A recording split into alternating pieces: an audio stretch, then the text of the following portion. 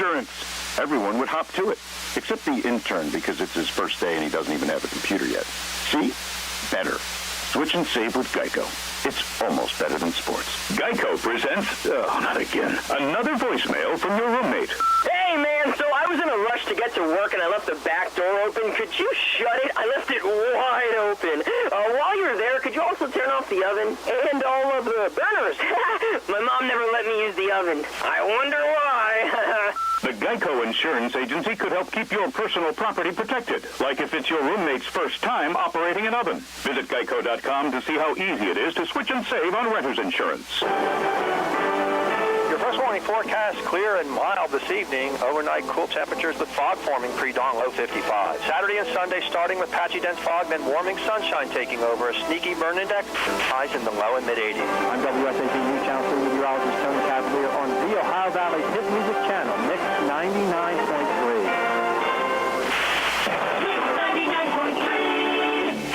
Local high school sports coverage tuned to Mix 99.3 WNXT FM Portsmouth. The hometown broadcasting company of Portsmouth. Iota County Area High School Sports Broadcast.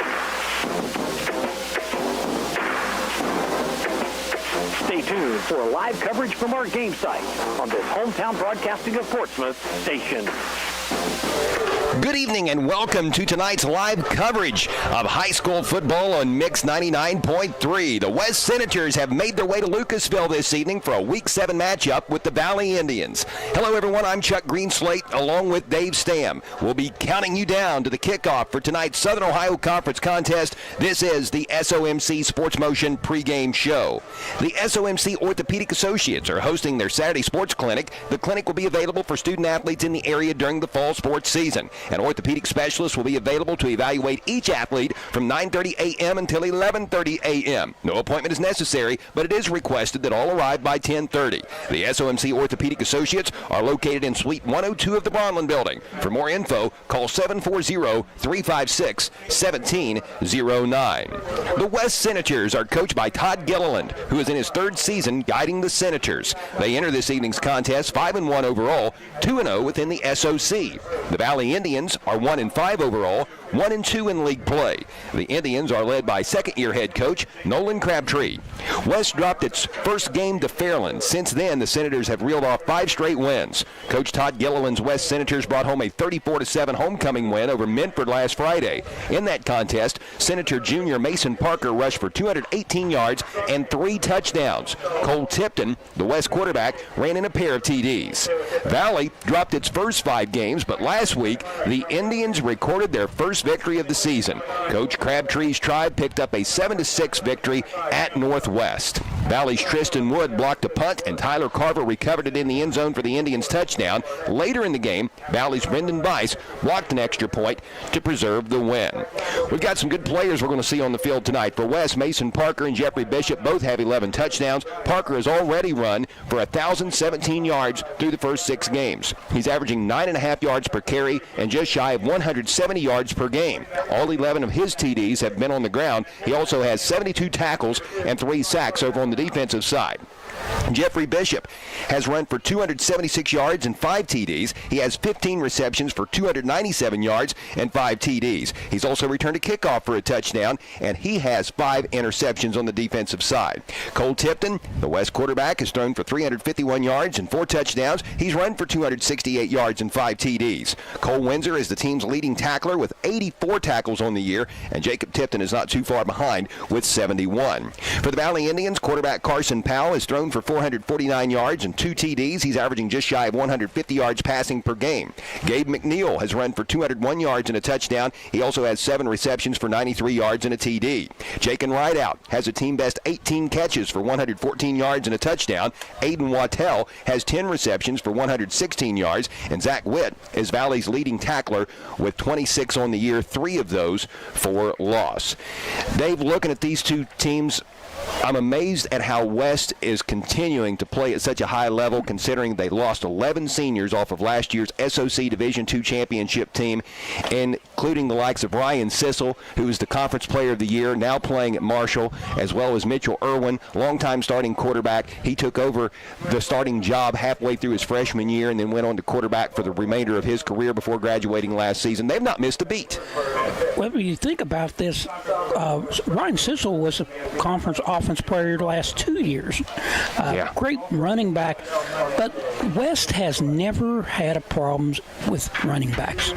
If you look for the county this year, or actually in SOC this year, the two young men that running backs for Waverly are originally from West, so they produce a lot of speed.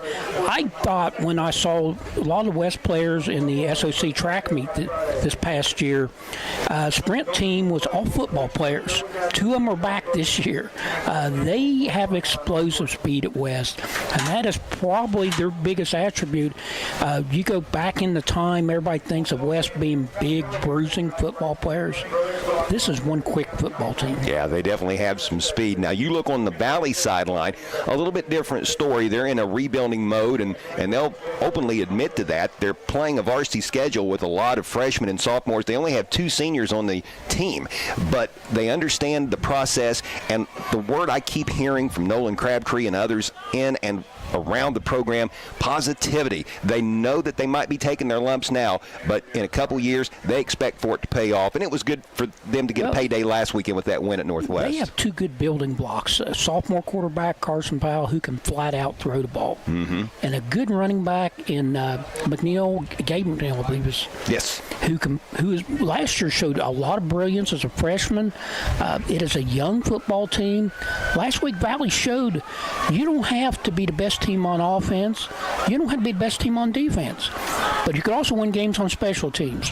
And Valley, that's how they were able to defeat Northwest last week. A block punt, a block extra point, made extra point for the Valley Indians, and that's how it all happened in Valley's win a week ago.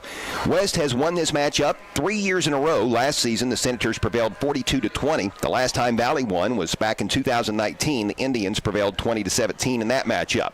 Checking this week's OHSAA football computer rankings, West enters this contest 5th in Division 5, Region 19. Valley is 17th in Division 6, Region 24. The top 16 out of each region advance to the playoffs. The top 4 are guaranteed 2 home playoff games, assuming they get past the first round. That being said, both of these programs would love to jump at least 1 spot.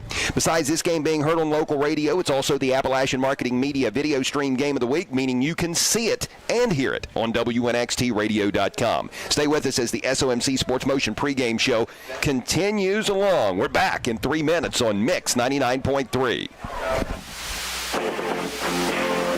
Be listening to high school sports all season long on Hometown Radio of Portsmouth, presented by Appalachian Marketing Media, Sherman Cricker Insurance, Atomic Credit Union, the Scioto County Career Technical Center, Donnie Martin Heating and Air, Clark's Pump and Shop, Dyer Insurance, SOMC, Monroe's Frame and Collision, the McKinley Funeral Home, Portsmouth Insurance, a TAH benefits partner, as well as the Glockner family of dealerships. Don't spend thousands of dollars on marketing that doesn't work. Appalachian Marketing Media can grow your business with targeted marketing strategies, tactics, and resources that actually do work, so you can get more clients and have peace of mind. Appalachian Marketing Media offers do-it-yourself packages where clients get a step-by-step social media plan with a one-time fee starting at $150, which includes customized social media graphics. And Appalachian Marketing Media offers social media management starting at $515 per month. Contact Appalachian Marketing Media on Facebook and learn more on their website. Hello, this is Greg Wilkett, President and CEO of Floor BWXT Portsmouth. We want to wish all the schools good luck on a safe and successful season. Just like a sports team, we've been working together to safely and effectively decommission the former Portsmouth gaseous diffusion plant and leave behind an environmentally safe and sustainable future for our region. On behalf of all of the employees at Floor BWXT, I'd like to wish all of the teams in the 4-county region a safe, fun, and winning spring season.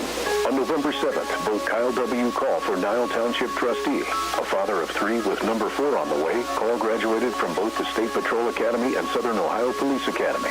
He's a local business owner who runs Call's Auto Sales. Call won't forget about Stout and Buena Vista. He'll fight to reopen the Buena Vista Volunteer Fire Department. And he'll try to save taxpayers money by having township employees do a lot of the jobs that are currently subcontracted. This election, vote Kyle W. Call for Nile Township trustee. Paid for by Kyle W. Call, running for Nile Township trustee. Before you buy insurance, there are 2 things you should know. You can buy your policy from a one-company agent who works directly for one insurance company. His choice of policies is limited, and so is yours. Or you can buy from an independent insurance agent who represents several companies. In our area, look for the big I at your independent insurance agency. Stop by the Hunter Williams Agency, the Sherman Quicker Insurance Agency, or the Dyer Insurance Agency. Atomic Credit Union presents Tap to Pay, the simple, safe, and speedy way to pay for your on-site purchases. With Tap to Pay, there's no need to swipe or insert your card at the checkout. Just look for the contact-free symbol and tap your card against it. That's it. We're done. Visit any Atomic branch for same-day debit and credit cards. See atomiccu.com. Federally insured by NCUA. Tonight, the Valley Indians will entertain the West Senators. It is homecoming night in Lucasville. I'm Chuck Greenslade along with Dave Stam, and this is the SOMC Sports Motion pregame show. Our contest here at Valley is one of many games taking place around the area on week number 7. Also tonight on Classic Rock 107.5 The Breeze, you can hear the Portsmouth Trojans play host to the Chesapeake Panthers in an Ohio Valley Conference showdown on WNXT 2. Using the Local Happenings app, you can hear Notre Dame at Green. You may also get to WNXT2 by logging on to WNXTradio.com and clicking the WNXT2 logo. Elsewhere around the area tonight, the East High Tartans have made a trip to South Gallia. Sims Valley is at Eastern Pike. Minford is at Waverly. Northwest is visiting Benton County. Rock Hill is at Ironton. The Gallia Academy is hosting Coalgrove. Fairland is at South Point. Jackson is playing at Miami Trace. And Piketon is hosting Paint Valley. Over in the Bluegrass State this evening, Greenup County is at Boyd County. Raceland is at Hazard. Russell is in Olive Hill to face West Carter. Fleming County has made the trip to Vanceburg to take on the Lewis County Lions. East Carter is at Bath County. Ashland is hosting Round County. And Fairview is entertaining Nicholas County. Also a reminder, you can tune in to Cincinnati Reds baseball this evening on Fox Sportsmouth AM 1260 and 95.7 FM. The first pitch is slated for 8:15. The Reds need one more win to have a winning record in 2023. They've got 81 of them right now, and they are a game and a half back in the National League wild card standings heading into this weekend. Final 3 games of the regular season, possibly the final 3 games of the 2023 campaign. They will be in St. Louis tonight. First pitch, once again, will be at 8:15 with the pregame starting at 7:45. That's AM 1260 and 95.7 FM, where you can hear the Reds play at the Cardinals. Let's meet the starting lineups. They are a service of Valerie Ford on US 23 in Waverly. Get into your new Ford today at Valerie Ford, where they're laughing at big city prices. We will begin with the visiting West Senators. Starting in quarterback will be senior Cole Tipton. This is his first year starting at QB, and he has done a very good job. The tailback, Mason Parker, already over 1,000 yards rushing on the season through the first 6 games. He's a 5'11", 192-pound junior. At fullback will be Hayden Lohr. The wide receivers are Jeffrey Bishop and Solomon Norman. The tight ends, splitting time, will be Jacob Tipton and Trevor Fike. On the offensive line will be Tyler Thompson and Jake Geyer at tackles. The guards are Cade Woods and Carson Carver. In the center is Nickel Rapp or Eli Myers. That's going to be a game-time decision. Defensively for the Senators tonight, they'll be in a 3-4, we do anticipate. The nose guard is Cole Windsor. The defensive tackles are Logan Hurst and Cade Woods. The inside linebackers are Jacob Tipton and Hayden Lohr. The outside backers are Mason Parker and Trevor Fike. In the secondary will be Jeffrey Bishop and Reese Coleman at the corners. Cole Tipton and Solomon Norman are the safeties. Jack Holbrook is the kicker. Mason Parker is the punter. Starting tonight for the host Valley Indians. At quarterback will be 6', 150-pound sophomore Carson Powell. The tailback will be mostly Gabe McNeil. He's a 5'10", 165-pound sophomore, but depending on the formation, we'll see Zach Witt in there from time to time as well. He's a 6', 175-pound junior. The wide receivers are Aiden Wattell, Brendan Weiss, Jaken Rideout, and Nick Queen. Occasionally, McNeil, when he's not the tailback, will slide over as a wideout. The H-back, when Valley jumps into a formation which requires one, will be either Zach Witt, Nick Queen, or Blake Lundy. On the offensive line will be Phoenix Young and Aiden Bender. They could split some time at left tackle. Tristan Wood is the left guard. Nolan Barnett is the center. The right guard is Creighton Howard, and the right tackle is Dane Smith. Defensively, Valley will be in a 4-3 alignment. The ends are Tristan Wood and Tyler Carver. The tackles are Dane Smith and Nolan Barnett.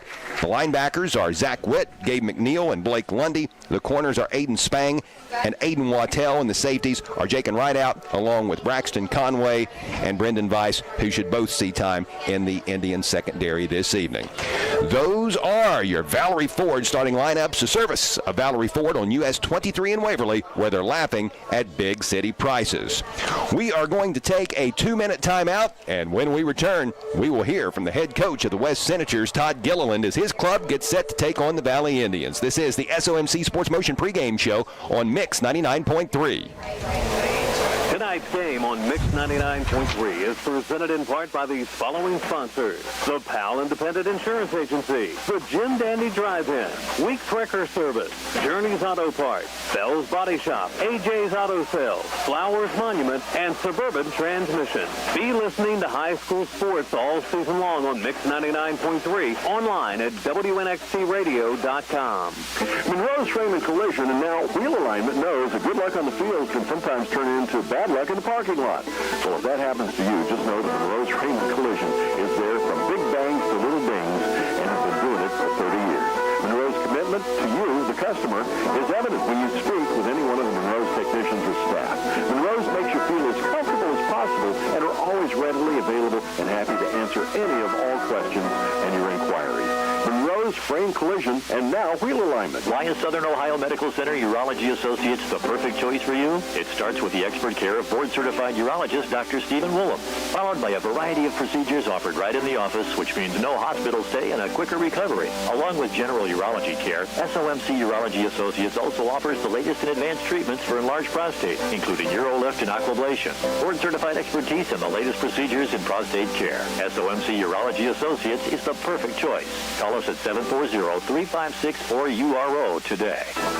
Gamp's Corner, Route 140 in Slocum, is the perfect way to start the day. The BP convenience store opens the doors at 5:30 with home-cooked breakfast, coffee, and that first smile of the day.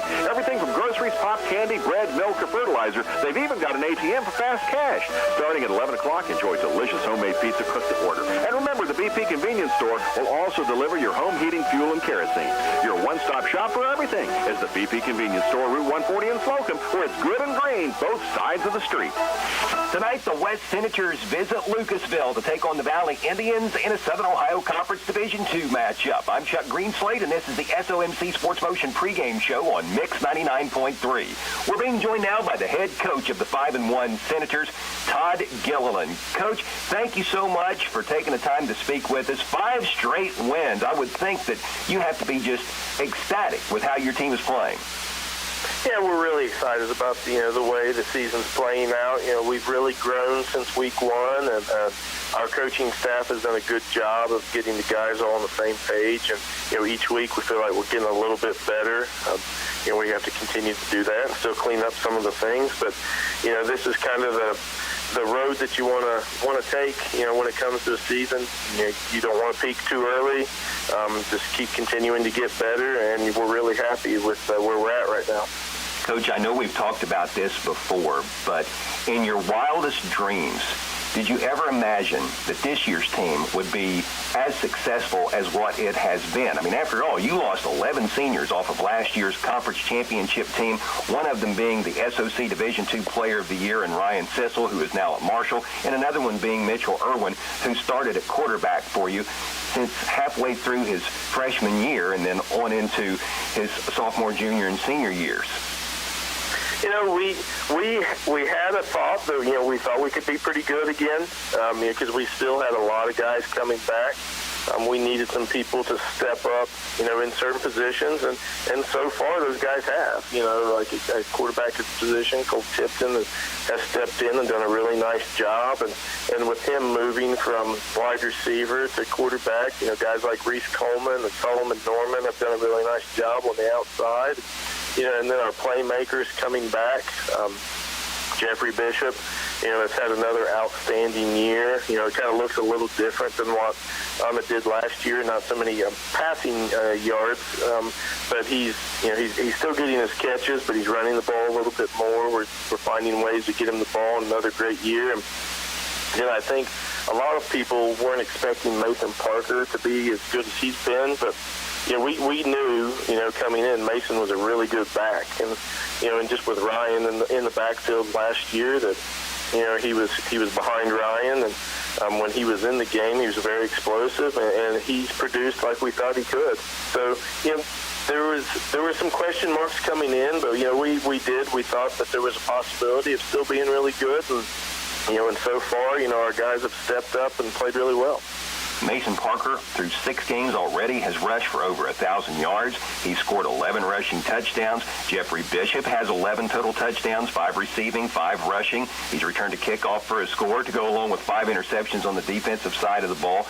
Coach, you can look at those numbers, and they really pop off the page. But tell me a little bit about who some of the leaders are on this team. Who's doing the talking in the locker room and in the huddle and trying to make sure everybody is focused and motivated?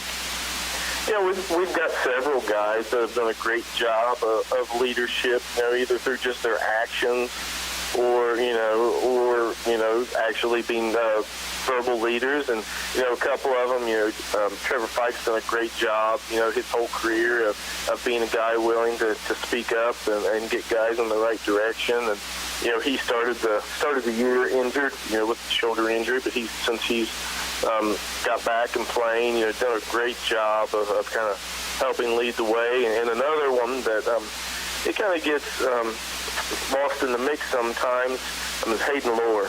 He's a great leader, not only through the way that he plays the game and the way that he lifts and everything he does, but he's done a great job this year of stepping up and being that verbal leader, in the huddle, in the locker room when we need it. So, those 2 guys have done a great job, and there's a lot of them that have stepped up and kind of pulled the team along. It's nice to have that.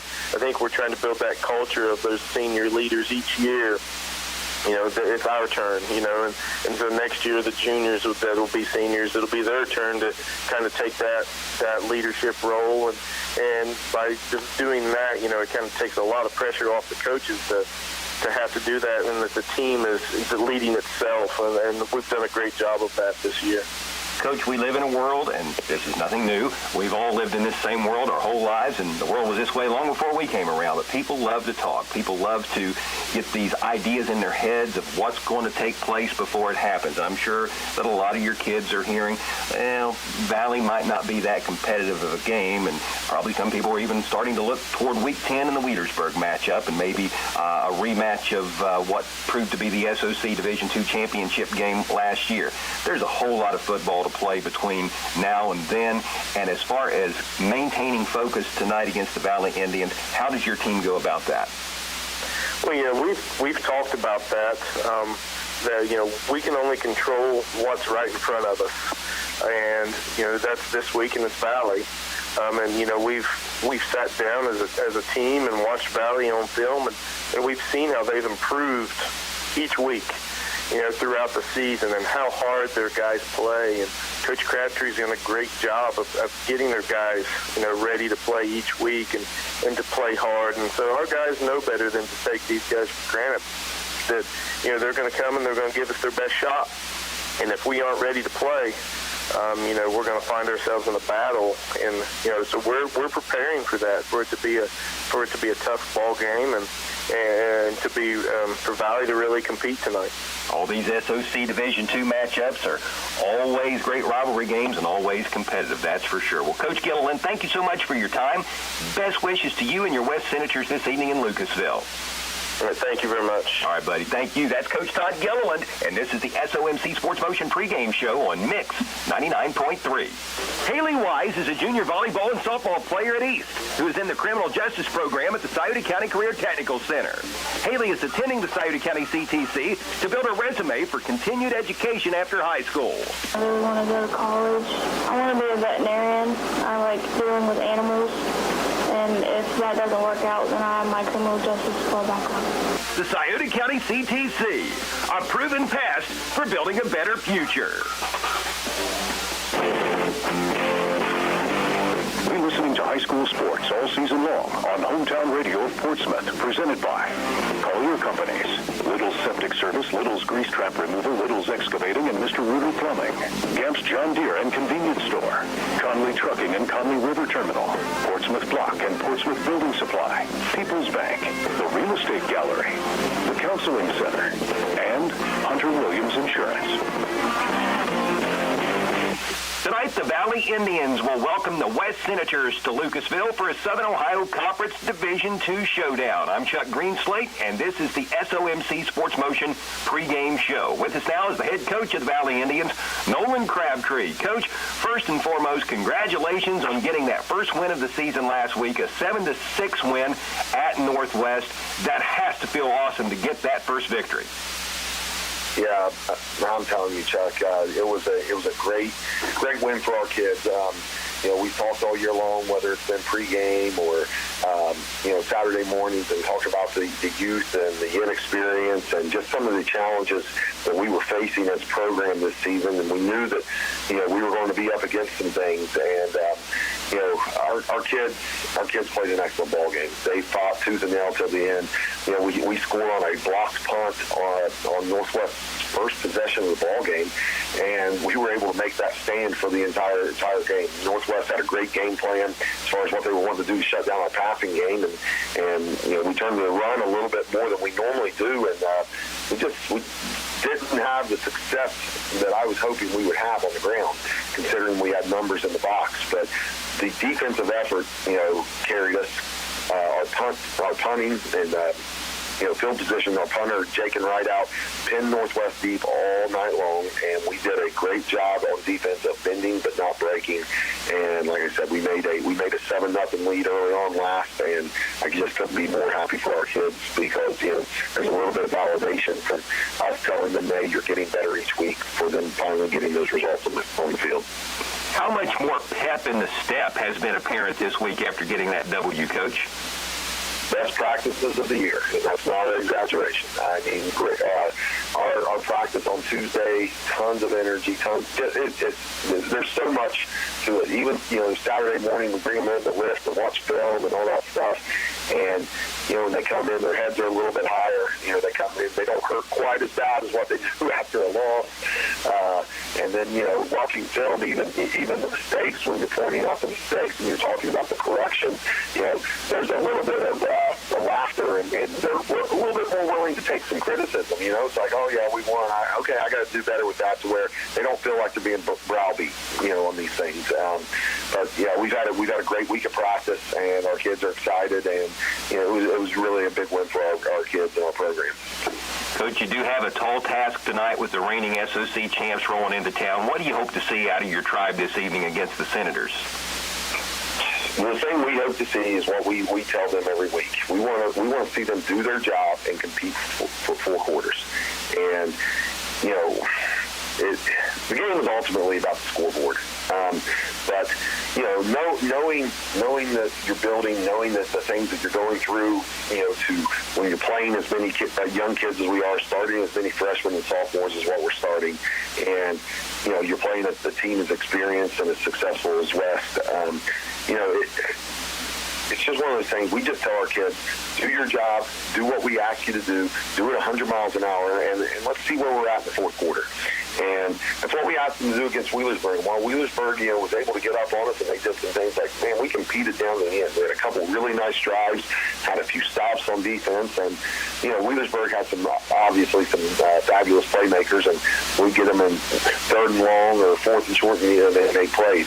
And we're just hoping that as the season progresses and against West, that we get them in those situations and we're able to get off the field, because that's what we were able to do last week against Northwest, who had some really good playmakers in Connor Lentz and Carter Runyon, and we forced them to do some things that they weren't comfortable with, and ultimately our defense prevailed. So those are the things that we're doing and teaching each week, and we just hope that when our kids go out there against the Senators, that they keep believing and doing what we ask of them. Coach, it is always a pleasure. Thank you so much for your time this evening, and best of luck to you and your Valley Indians tonight as you get set to host the West Senators. Thanks, Chuck. We appreciate you. All right, buddy. Appreciate you. That's Nolan Crabtree of the Valley Indians, and this is the SOMC Sports Motion pregame show on Mix 99.3. This broadcast of high school sports is being presented in part by the Glockner family of dealerships, which include the Glockner GM Superstore in Portsmouth, Glockner Honda Toyota in Portsmouth, Glockner Chevrolet GMC and Buick in Ironton, Glockner Dodge Chrysler Jeep and Ram of Ashland, Glockner Ford in South Point, and Glockner Auto Credit, with 6 locations around the tri-state area: Portsmouth, South Point, Waverly, Jackson, Chillicothe, and Ashland. Shop online at Glockner.com. At Glockner, they make it easy. There are a lot of comfort control companies out there, but none like Don Martin Heating and Cooling. Family owned and operated with a genuine concern for the community and the environment. Let Donnie Martin Heating and Cooling make sure that your commercial or residential heat pump or furnace is operating properly and efficiently. Donnie Martin Heating and Cooling can service all makes and models. Phone 740-259-4512. That's 740-259-4512. Donnie Martin Heating and Cooling. Proud supporters of local high school sports on local radio. For the best local high school sports coverage, tune to Mix 99.3 WNXT FM Portsmouth.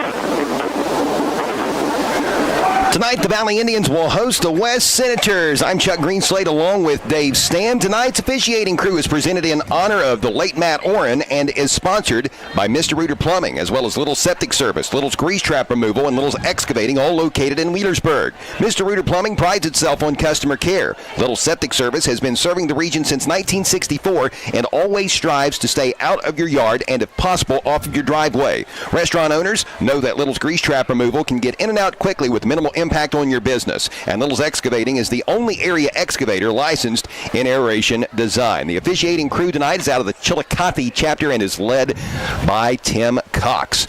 The gentlemen in the stripes have taken to the field, and we are just about ready to get this game kicked off. We appreciate each and every one of you who tuned in to the SOMC Sports Motion pregame show. The SOMC Orthopedic Associates are hosting their Saturday Sports Clinic. The clinic will be available for student athletes in the area during the fall sports season. An orthopedic specialist will be available to evaluate each athlete between 9:30 and 11:30 a.m. No appointment is necessary, but it is requested that all arrive by 10:30. The SOMC Orthopedic Associates are located on Suite 102 of the Bronlin Building. For more info, call 740-356-1709. We are just about set for the opening kickoff. It's presented by Harris Floor Covering at 610 9th Street in Portsmouth, as well as Harris Outdoors at 616 9th Street in Portsmouth. Harris Floor Covering is the area's leading floor covering contractor, and they've got everything for all your floor covering needs. Call Stephen Harris at 740-353-7959 and visit Harris Outdoors for firearms and hunting equipment. The West Senators are going to boot the ball away to the Valley Indians to get this game underway. Jack Holbrook has it teed up, and he is getting set for the approach. Toe to leather in tonight's contest out of the Southern Ohio Conference Division II is underway. This ball is going to hit right at the goal line and roll out the back of the end zone for a touchback. Gabe McNeil just watches it go out the back of the end zone for a touchback. It will be Valley's ball, 1st and 10 at the 20-yard line. Beautiful night for football. Our game time temperature is presented by Coles Auto Sales at 16127 US 52 in West Portsmouth. While many car lots are struggling to stock their lots with quality used cars, Coles is blessed to have a great selection and offers financing. Bad credit, no problem. All you need is proof of income and a down payment. If you're looking for a sharp used vehicle, give Coles a call at 740-357-6009. The Valley Indians break the huddle and come to the line of scrimmage with the football play smack dab in the middle of the field. 2 receivers are wide left, 1 wide to the right. Quarterback Carson Powell in the pistol with McNeil to his right. Option, far side. The pitch goes to McNeil. He's going to be hit by Mason Parker and dropped in the backfield for a loss of 1. Great job by Mason Parker sniffing out that play to drop the ball carrier for -1 to make it 2nd down and 11 for the Tribe. Couldn't have done it any better than Mason Parker did just a few moments ago. Getting back to the kickoff, Chuck, with all the weapons West has had on offense and defense, just all they need is now a kicker can kick the ball in the end zone. An embarrassment of riches for the West Senators. This is a team that is littered with athletes. Mason Parker just logged his 73rd tackle on this 2023 season. McNeil's going to go in motion to the far side, reverse, as he then pitches the ball on the reverse to Aiden Wattell. He's not going to be able to turn the left corner. He'll pick up 2 yards, and that will be it as Cole Tipton comes up to make the tackle. It will be 3rd down and 9 for the Valley Indians. A lot of lateral movement there.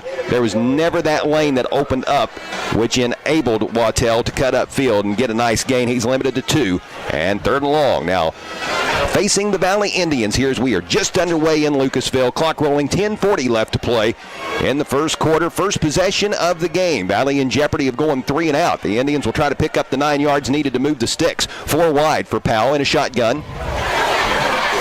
Wattell comes in motion to the near side. Low snap. Powell's going to swing it right side, and his pass is incomplete, intended for Jakin Wright out. The 5'10", 165-pound junior made a nice effort to go down low and try to scoop that one off the turf, but was unable to do so. It will be 4th down and 9, and the punting unit will trot on for the Valley Indians. The Tribe is wearing its home purple jerseys tonight with white numerals, gold and white stripes on the shoulders, gold pants with purple and white stripes, purple helmets, gold face mask. The West Senators are in their road white jerseys with black numerals and black and orange trimming on the shoulders. Black pants with an orange stripe. Here is the boot, going to be fielded by Jeffrey Bishop at the 42-yard line. Nice little stutter step, juke move, takes it across the 50 into Valley territory and goes out of bounds near the Indians' 40. That return was good for 18 yards for Bishop. So the West Senators entering this contest, riding a 5-game win streak, 5-1 on the season, with a short field to start this game. First offensive possession for the Senators coming up with 10:17 left to play in a scoreless first quarter on homecoming night in Lucasville at Valley High School.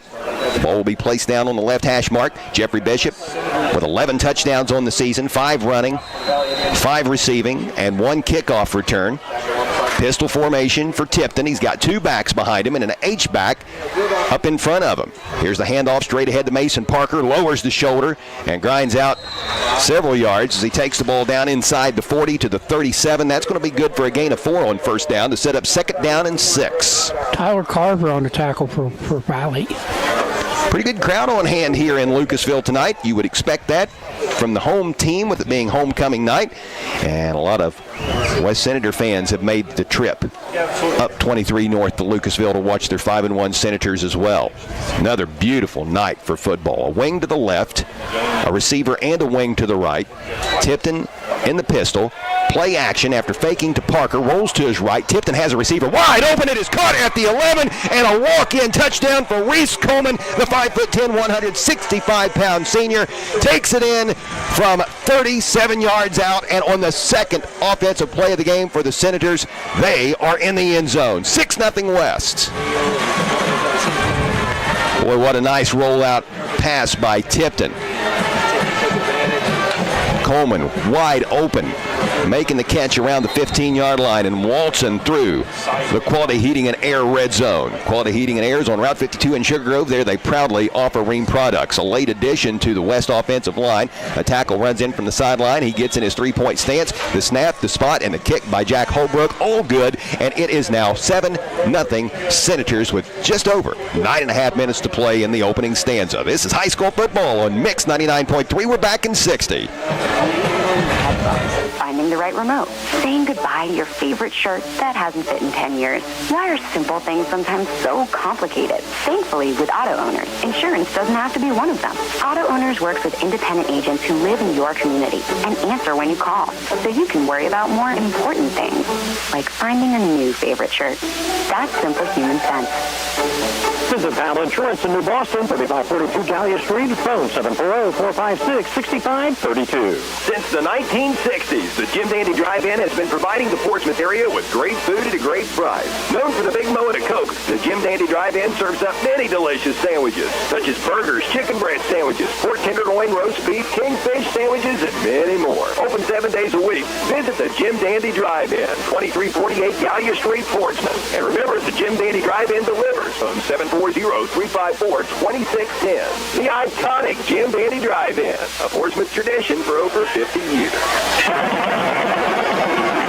Action has resumed at Valley High School in Lucasville, where the West Senators have just gone up on the Tribes 7-0. The kickoff by Jack Holbrook was fielded by Jakin Rideout, but he had a knee on the ground when he caught the ball at the 16-yard line. So that's where his Valley Indians will set up shop, trailing by a touchdown after this first down play. We'll check the scoring drive. Valley breaks the huddle and comes to the line of scrimmage. Wattell and Rideout will be split out wide to the right. Brendan Weiss wide to the left, a wing to the right. McNeil is the deep back out of the pistol formation. Powell takes the snap. He gives to McNeil, looking for some room right side, cuts it up, and is slung down just shy of the 20-yard line. He'll pick up a couple on that to bring up second down for the Indians as we move to the 9:20 mark here of quarter number 1. As promised, the West Senator scoring drive is a service of Nancy Hawk at the Real Estate Gallery with locations in Wheelersburg and Portsmouth. For all of your real estate needs, phone 574-9902 or log on to realestategallery.com. That was a 41-yard scoring drive on only 2 plays. Tipton to Reese Coleman for a 37-yard touchdown. Holbrook with the extra point. 9:34 left in the opening period. It is West 7, Valley nothing. 2 yards on that last pickup by McNeil. That makes it second down and 8 with the ball resting at Valley's own 19. Here's McNeil on the handoff again, and he squirts in between a couple of would-be tacklers and gets the nose of the ball out beyond the 20 to near the 21-yard line. We'll give him 2 on that. It's third down and 6 for the Valley Indians, searching for their initial first down of the evening. Chuck, they need to figure out a way to keep the ball away from the West offense. Yeah. The Senator offense is quite potent. The team has been putting up yards. They've been putting up points. There's a reason that West is 5-1. We've got whistles sounding. An equipment issue. Yep. So Brendan Weiss, the Valley wide receiver, evidently it's an issue with his right knee pad, perhaps. He's going to exit the game, and coming into the contest in his absence is Braxton Conway, another young player for Coach Nolan Crabtree's Indians. He's a freshman, 6'1", 155 pounds. He'll now line up as the left flanker with Reese Coleman guarding him. Coleman, who caught the West touchdown a few short moments ago. Third down and 6. Ball at the 21-yard line, right in the middle of the field. Play action. Powell's pass is caught, and the Valley Indians have their first down of the game as Zach Witt, the 6', 175-pound junior, makes a nice reception and a really good throw by Powell, who was under heavy duress there. I mean, he stood in the pocket, took a shot, but released that ball perfectly in a place where only his wideout was going to catch it, and the Indians move the sticks. Good looking play. That moves the ball out to the 27-yard line or just shy of it. Ball on the right hash mark. 3 receivers with 2 to the right and 1 to the left. A wing to the left side of the formation. Powell in the pistol. He's going to give to McNeil. McNeil cuts it up. McNeil with a nice run out across the 35-yard line. Close to the 37 depending on the spot. And that's very near another Valley first down. We're going to give him 9. That'll make it second down and 1. Boy, when you complete that first pass, Dave, it just seems like it opens up the running lanes. Plus it gives you confidence. I mean, Valley's a young football team, and all they need is confidence. Well, as we talked about in the pregame, they know that it's a process. They realize, as the old saying goes, that Rome was not built in a day. They understand that they are being placed in some unenviable positions this year, but they know it's growth, and they know that if they can hang with it, they're only going to get better. This spot is actually close enough for a measurement, so the sticks come in, the chains will be pulled tight, and Valley is going to be about a chain length short of its second first down of the evening. 7-0 West if you're just joining us. 7:19 left to play in the first quarter here on a gorgeous night at Valley High School in Lucasville. The weather has been killer, hasn't it? Yeah, it's been great. You know, Chuck, that is something you don't see much anymore with all the turf fields. You don't see very many measurements. Chain gang's been kind of loafing this year. Now, back in the day when everybody had a grass field with a crown, and sometimes you see it a lot. The lines were a little crooked. Yeah, those chains would come out a lot. But you're right. Not as common of an occurrence as what it used to be. Play action. Powell fakes to McNeil. Tosses it out to Wattell in the flat. He makes the reset. Check that. That's Zach Witt. He makes the reception, and there's another Valley Indian first down as Wattell got free over in the right flat near the numbers and takes the ball all the way out to the 48-yard line. That's a pickup of a dozen for the Indians, and Valley has it 1st and 10 at the Tribe's own 48-yard line. So in addition to moving the ball, and as Valley fans I'm sure are hoping, giving the Indians an opportunity to get some points. As you alluded to earlier, Dave, this is an important drive because Valley's playing some keep away here, keeping that potent West offense on the sideline watching. Pistol formation with 2 receivers to the left, 1 to the right. The deep back is McNeil. He takes the handoff from Powell, sidesteps a tackler, and falls forward to about the 47, almost the 46-yard line. His helmet came off at the tail end of the play, so he's going to have to sit out the next down. But a nice run, a gain of 6. And the second down and a long 5 is coming up with the ball placed right in between the 46 and 47-yard line. McNeils now has 17 yards in the contest. Not bad at all. For the first time tonight, the Valley Indians will snap the ball on the Portsmouth West side of the 50. Ball right in the middle of the field near the Valley V, painted at center field. A wing and 2 receivers to the right, 1 wide out to the left, and encroachment. A flag is thrown, encroachment on the West defense, a free 5, and that should be good enough for the Indians' 3rd first down of this game and of this drive. That'll move the ball down to the 41-yard line. Fresh set of downs for Coach Nolan Crabtree's ball club. Coach Crabtree in his 2nd season guiding the Indians as head coach, but he was on the staff here for many, many years, been a baseball coach here at Valley for quite a few years, led his Indians to the state tournament a few years back. Played here, graduated from here. Here's Powell taking the handoff out of the pistol. He is going to hand the ball off to Zach Witt, and he runs into a wall of defenders on the right side of the formation. Big Cade Woods leading the charge for the West Senators. Woods is a 6'1", 260-pound junior. Loss of 1 on the play, 2nd down and 11. Witt is going to check out of the Valley Indians lineup. Gabe McNeil is back in there after having to sit out a play. Split out wide to the left is Brendan Weiss. Wide to the right is Aiden Wattell. Actually 2 receivers to the left. Jaken right out is the other, along with Weiss. Shotgun formation, play action. Powell tosses right side. His pass is caught. This is Nick Queen making the reception, and he's going to be brought down about a yard shy of the first down. But another nice play for the Valley Indians, a gain of 10 to set up 3rd down and 1, and that was Jeffrey Bishop on the tackle over on the far side of the field. Might have given him an extra yard there at first glance. Make it a 9-yard gain. We'll call it 3rd down and a short 2. Ball resting at the 32-yard line. A good-looking Valley drive here after the Indians went 3 and out on their first possession, punted the ball away to West. Jeffrey Bishop had an 18-yard return, setting up West's first drive at the Valley Indians' 41-yard line. And in 2 plays, the Senators were in the end zone and on the scoreboard. It's 7-0 West, but Valley has responded well. Here's McNeil looking for some room left side. He won't find any. Jacob Tipton in on the stop. Cade Woods was there had Tipton not made the play.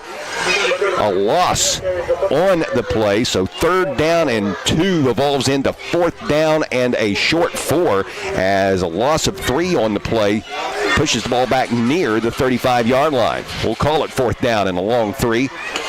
And Coach Crabtree and the Valley Indians in that position of the field where you just really have no other choice than to go for it. If you kick the ball in the end zone, you've only gained 14 yards. So. Yep, way too far out for a field goal. Weiss wide to the left, right out, and Wattell wide to the right. A wing, McNeil in the backfield with Powell. Powell play action, pass caught over the middle, 1st down Valley. It is Witt on the slant pattern, making the reception at the 29-yard line and making the stop for West is Solomon Norman, a 5'9", 175-pound senior. Big play of 6 yards and a conversion on 4th down and 3. Boy, this has really been a nice-looking drive for this young Valley Indians ball club. This is 11th play of this drive. And boy, look at that clock run. West scored with just a little over 9 minutes in the first period left, if I'm not mistaken. And now we have movement up front. Flags go flying. Encroachment on the Senators. 2nd time for that.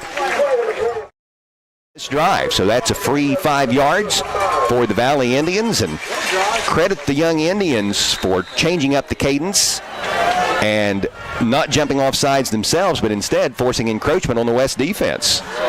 When you can pick up those freebies like that, might as well take advantage. Pistol formation for the Indians with the line of scrimmage now the 24-yard line. Here is McNeil up the gut. Nothing. Just nothing in the middle for the Valley Indians offense as that West Senator defense is too good in the interior. Mason Parker comes up and makes the stop. No gain on the play. 2nd down and 5 coming up for the Valley Indians.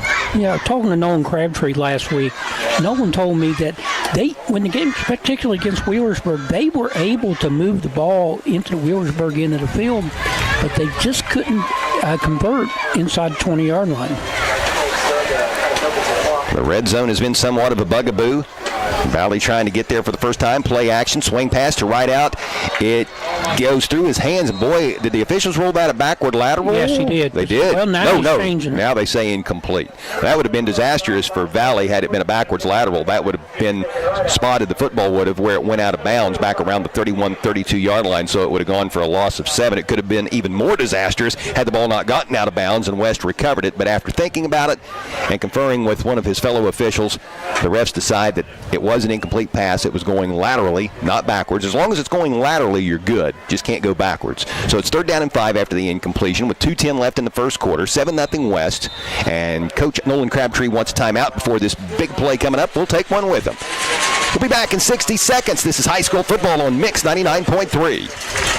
When you need a tow because your vehicle just won't go, call Weeks Record Service at 187 Jackson Street in Lucasville. Phone 740-259-6203. That's 740-259-6203. Weeks Record Service has a rollback and will safely and professionally transport your vehicle. The number to remember is 740-259-6203. Teddy Weeks and the gang at Weeks Record Service are proud supporters of high school sports. Journey's Auto Parts on Carey's Run Road in West Portsmouth, which is the best for West Senators. Journey's Auto Parts offers late model auto parts as well as rebuildable vehicles. Stop by Journey's Auto Parts at 242 Carey's Run Road in West Portsmouth. Open Monday through Friday 9 to 5, Saturdays 9 to noon. Phone 858-9213. That's 858-9213. Journey's Auto Parts, which is the best for the West Senators. With 2:10 left to play in the opening quarter at Valley High School in Lucasville, the West Senators have a 7-0 lead over the Valley Indians. But Coach Crabtree's Indians have a nice drive going that started back at their own 16-yard line. Valley is currently faced with 3rd down and 5 with the ball resting at the 24-yard line of the Senators. Pistol formation, 2 receivers right, 1 left, play action. Powell going to fire over the middle, intercepted inside the 5-yard line. West makes the pick. That looks to be Jeffrey Bishop. That is indeed the case. That's his 6th INT of the season. His momentum carried him into the end zone, I do believe. Let's check that. Will it be Senators ball at the 1, or was it a touchback? Will it be West ball at the 20? What do you think, Dave? I believe it should be at the 1. The official made a call that kind of looked like a touchback as he raised his arm out and started going up and down with it. That motion usually signifies a touchback, but I'm a little unclear. They're kind of confused right now. They're going to make it a touchback. So it's going out to the 20. You know, that's a big decision on behalf of the officials. Oh, yes. Instead of in the shadows of their own goalpost, the Senators will now have a lot of breathing room as this touchback brings it out to the 20. But take nothing away from that great interception by Jeffrey Bishop, playing center field out there, good coverage. He was able to make the pick. Where have we seen that act before?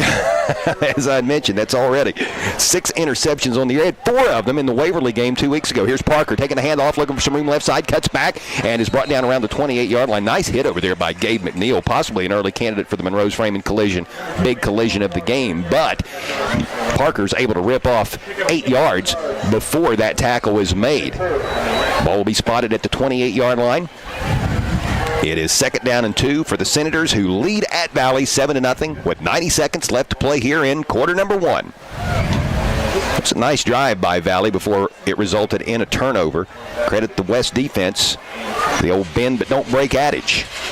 Here is Bishop on the jet sweep, takes the handoff, cuts up inside, and lumbers his way across the 30-yard line to about the 32, and that's going to be good enough for a Senator first down. Todd Gilliland, the head coach of the West Senators, who is in his third year at the helm, does such a good job at getting Jeffrey Bishop the ball in a multitude of ways. Bishop enters this contest with 276 yards rushing and 5 touchdowns, basically all those jet sweeps, 15 receptions for 297 yards. Truly a dual threat. Oh, and he can return kickoffs and punts and intercept passes also. Here's Parker again, taking the handoff, bobbing and weaving his way for a nice gainer out to the 38-yard line, possibly the 39, depending on the final spot. Yes, 39-yard line. So a gain of 7. It'll be second down and 3. 45 seconds left to play on the moving first quarter clock. The West Senators up by a touchdown at Valley. Chuck, I did a little research in OHSA stats. State record for interceptions in a game is 6. As far as I can determine, nobody in SOC has ever intercepted 4 passes in a game before. Here's Tipton. Not sure if this is a design quarterback run or a busted play, but it's going to be resulting in positive yardage for the Senators either way. A first down, actually, as Tipton, he does a little shaking and baking in the backfield and then quickly got north and south, advancing the football to the 44-yard line, moved to 6.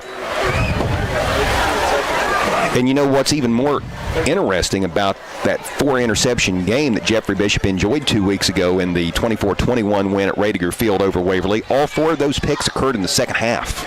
You know, another thing about it, I watched the game. Jeffrey Bishop, he was beat on a couple plays. But as a real defensive back, being on an island, he didn't let it bother him. Yeah. He got beat for a touchdown, had a pass interference, but he bounced back and was able to take the Waverly challenge.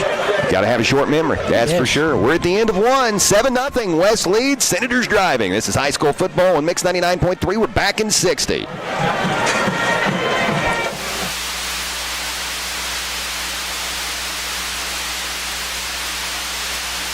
Call Bell's Body Shop, 1808 Beekman Avenue, West Portsmouth, for all your auto body repair. Bell's Body Shop has been operating since 1969, and they've not only learned the best way to handle your repair, but they've learned how to treat their customers with personal, courteous service. When it comes to auto repair, Bell's Body Shop can do it all, including framework, and they give free insurance estimates. Bell's professional help is only a phone call away, 740-858-2324. Bell's Body Shop, West Portsmouth.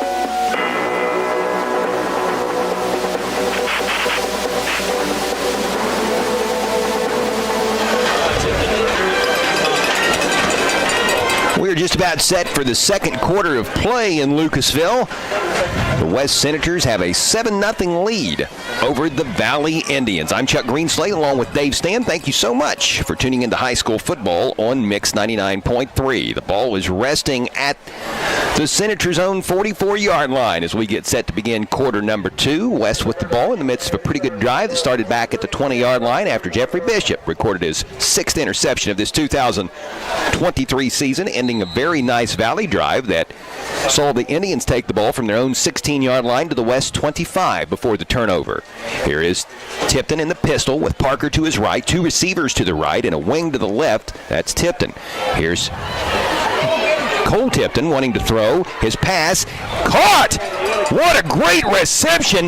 No, they're going to say it hit the turf. Incomplete. But boy, you can't fault the effort put forth by Trevor Fike, the 6'2", 175-pound senior.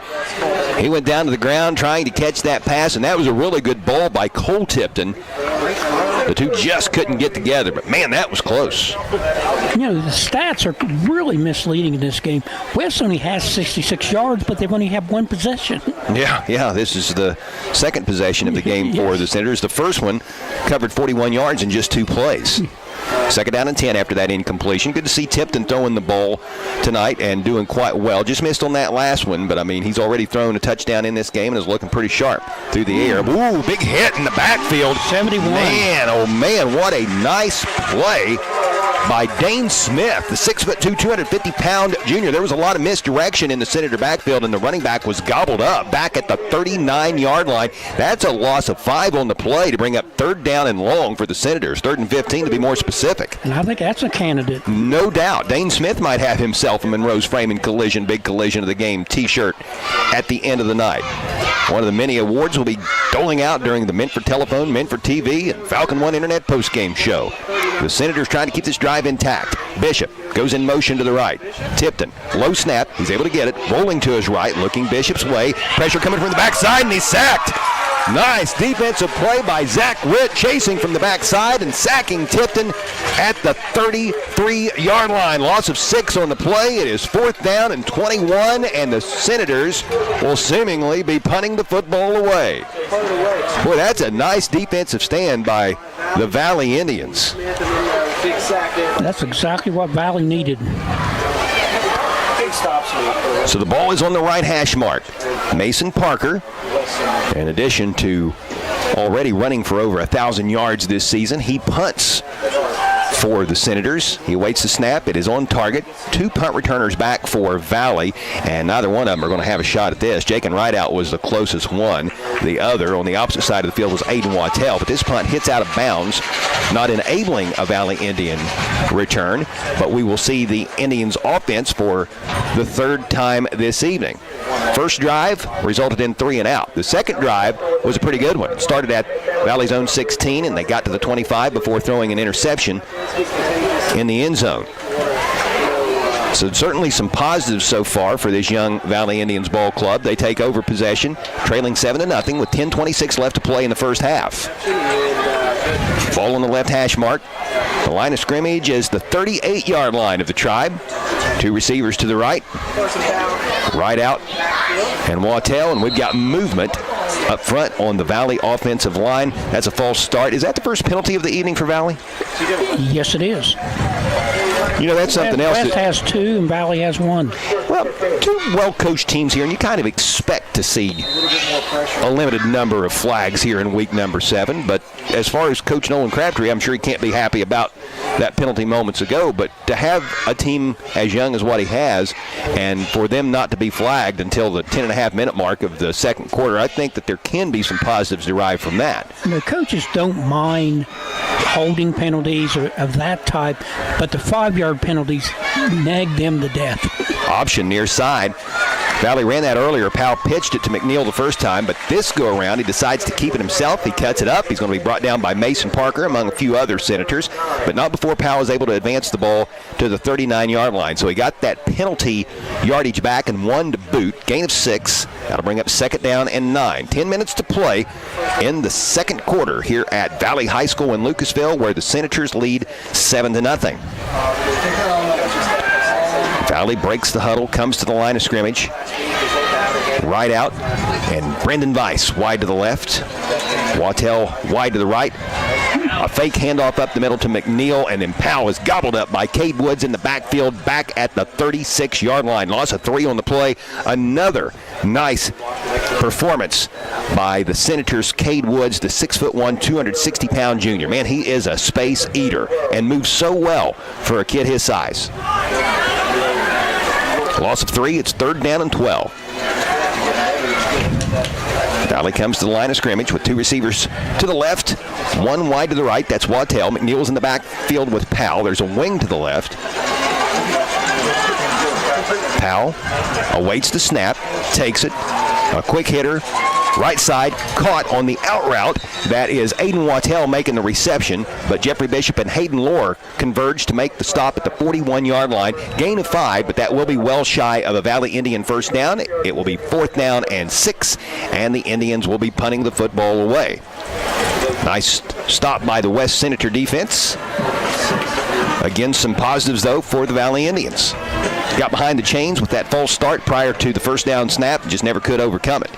So back to return for the Senators is Jeffrey Bishop. This guy's a touchdown waiting to happen. He stands back at his 27-yard line.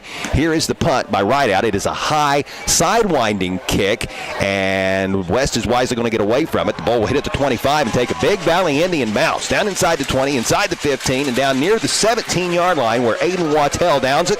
And the West Senators will have by far their worst starting field position of the game. This will be the 3rd Senators offensive possession coming up. The first one started at the Valley 41. The second one started at West Zone 20. This one is going to begin back inside the 15-yard line. Looks like they're going to spot it at the 13, I do believe.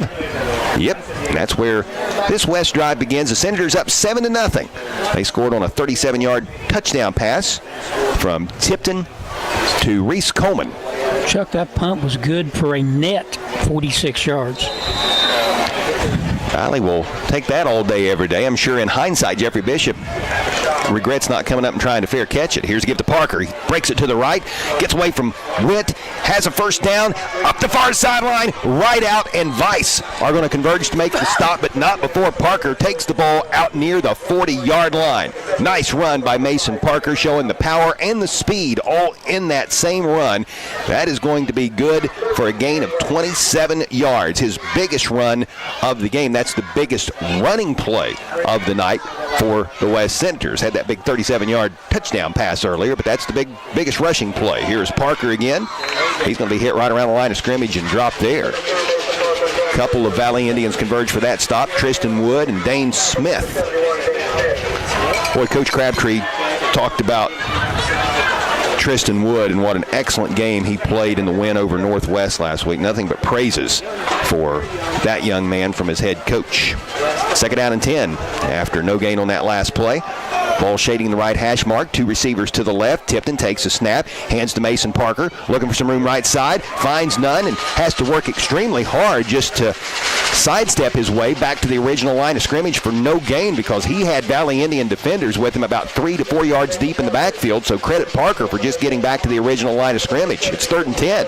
That was Vice on the tackle for Valley. Vice is a 6'2", 180-pound junior.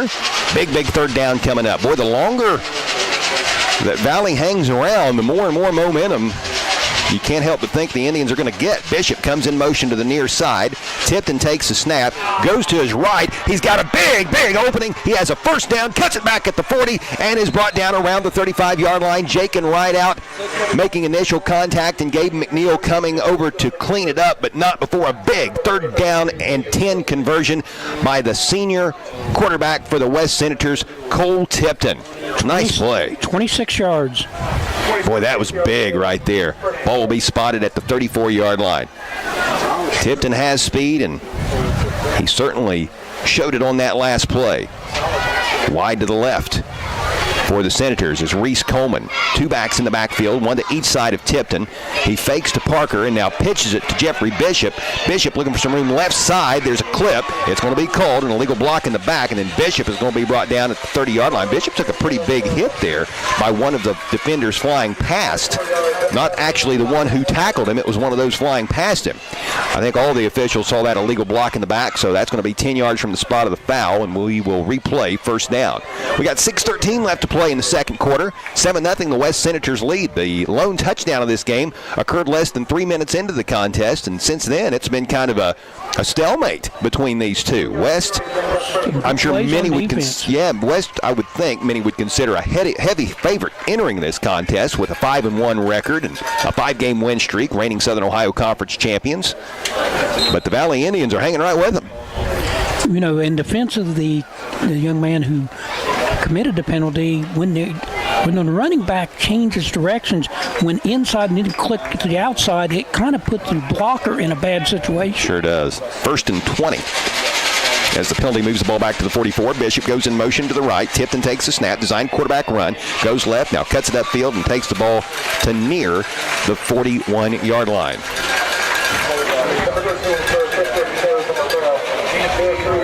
Gain of 3 on the play. It'll be 2nd down and 17. You know, as a blocker, there's nothing worse than hearing your coach say, hey, you blocked your guy right into the ball carrier, when as a blocker you know the ball carrier was supposed to go to the other side. Right. Sometimes the blocker is put at a disadvantage, especially on the outside. Inside, pretty much straight ahead, drive blocking or traps. But on the outside, it's basically about getting the angles. Yeah, there's no rearview mirror on those helmets.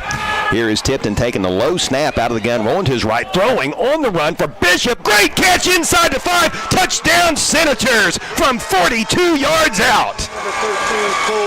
Jeffrey Bishop with his 12th touchdown on the season. His 6th reception for a score.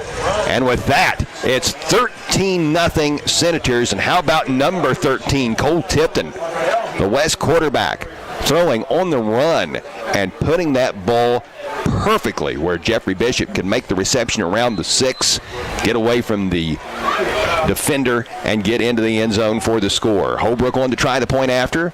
Tipton spots the ball. Kick is up. It is through. 14-0 West with 5:14 left to play in the first half. We're back in 60 seconds on Mix 99.3.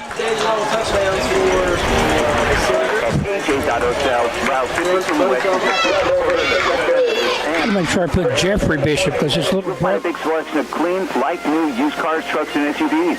At AJ's, you'll buy there and pay there because they finance what they sell. Call RT today. Let him put you behind the wheel of a great-looking vehicle at a great price. That's AJ's Auto Sales, Route 52 West, or go online at ajsautosales.llc.com and see the great selection. In addition to Monument, Flowers Monument at 3001 Lucasville Minford Road in Lucasville offers bronze markers as well as landscaping rocks. Delivery is available if needed. If the landscaping around your home or your business already has rocks or bricks in place, Flowers Monument can stop by and do on-the-site sandblasted engraving, which can provide that personalized touch of having your name or address visible for everyone to see. Visit or call Flowers Monument today at 740-259-2731. Here's the Valley Indians taking the kickoff from Jack Holbrook after the Senators score. Fielding this kickoff is Aiden Wattell. He fielded it inside his 5. He started to his right, broke back to the left, takes the ball out across the 20-yard line, across to 25. Nice run back by Aiden Wattell, the 6'1", 170-pound junior.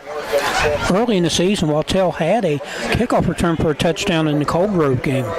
Return of about 22 yards on that run back. It's 14-0 West with 5:11 left to play in the first half. Let's check the scoring drive. A service of Nancy Hawk, the Real Estate Gallery, Wietersburg and Portsmouth. Give her a call for all your real estate needs at 574-9902 or log on to realestategallery.com. 6 plays, 87 yards. Tipton to Jeffrey Bishop for 42 yards. Holbrook the extra point. 5:11 left in the first half. It is West 14, Valley nothing. 2 touchdown passes in this contest for Cole Tipton. The Air Senators. Here is Carson Powell running option to the near side with McNeil. Powell keeps it, takes the ball to the 30. Gain of 3 on the play. It'll be 2nd down and 7. Like I say, this is not the West team of 20 years ago. This is an explosive West team. Not a double tight T formation. Yeah. Dick Tipton screaming on the sideline. Everything in between the tackles. Of course, Coach Tipton's probably here because Cole Tipton is related to him, and I believe Jacob Tipton is a distant relative. Here is McNeil taking the handoff, trying to find the corner right side. He gets the edge and has the first down. Jeffrey Bishop takes him out of bounds, but not before McNeil was able to get the ball out to the 42-yard line. Pick up of a dozen and a first down for the Valley Indians. If I remember right, Coach Tipton told us when we had the Fairland game is that Cole Tipton is the 4th Tipton to be quarterback for the West Senators. And Coach Dick Tipton was the first. That Tipton name is very synonymous with West football, especially at the QB position. I said Coach Tipton wasn't screaming and hollering on the sidelines. He might be screaming and hollering now more than ever. Here's McNeil taking the handoff, and Cade Woods rides him down in the backfield just shy of the 40-yard line. Another big play by big Cade Woods. McNeil just never had a chance there. And granted, Woods had the angle, but for a guy 260 pounds to be able to catch the speedy McNeil in the backfield for a loss of 2, that is just a true testament to the athlete that Cade Woods is. 2nd down and 12. Ball will be spotted right at the 40. Football located in the middle of the field. 4 wide for Coach Nolan Crabtree's Valley Indians, 2 each way. McNeil in the backfield with Carson Powell. Powell's going to air it out. Looking down the far sideline for Vice, who goes up and just about made an incredible catch. He got his hands on it twice. He was able to outleap a pair of West defenders, but couldn't bring it in off the ricochet. On the coverage over on that far sideline for West was Solomon Norman and Trevor Fike. It's 3rd down and 12. Vice made a nice play at the ball, though. He showed the ups. He climbed the ladder. He high-pointed it, that's for sure. Just couldn't get the hands around it. 3rd and 12. Coach Craig Tackett is sitting over here near us in the press box. He's the head varsity basketball coach for the Valley boys. He might want to recruit Mr. Weiss. Here's a give up the middle to McNeil. Valley keeps it conservative on 3rd down and long. And no gain on the play. And Coach Todd Gilliland, he's going to quickly call one of his timeouts. He wants to get his team the ball back with a little time to do something with it. 3:41 left first half. 14-0 Senators. This is high school football on Mix 99.3. We're back in 60. Over 75 years of experience and over a quarter of a century's reputation for expert transmission repair and specialized attention for your transmission. You're talking Suburban Transmission. At Suburban Transmission, you can go with confidence in taking your transmission troubles to them for professional service. Suburban Transmission guarantees all of their rebuild transmission work, putting you back on the road safe and satisfied. Suburban Transmission of Sciotoville. Phone 776-2331. Their reputation in your vehicle rides on every job they do. Hi, I'm Nancy Hawk, the owner of Real Estate Gallery. I'm inviting you to contact any of our professional realtors for all of your real estate needs, or visit our website at realestategallery.com. Real Estate Gallery Incorporated, Portsmouth and Wheelersburg.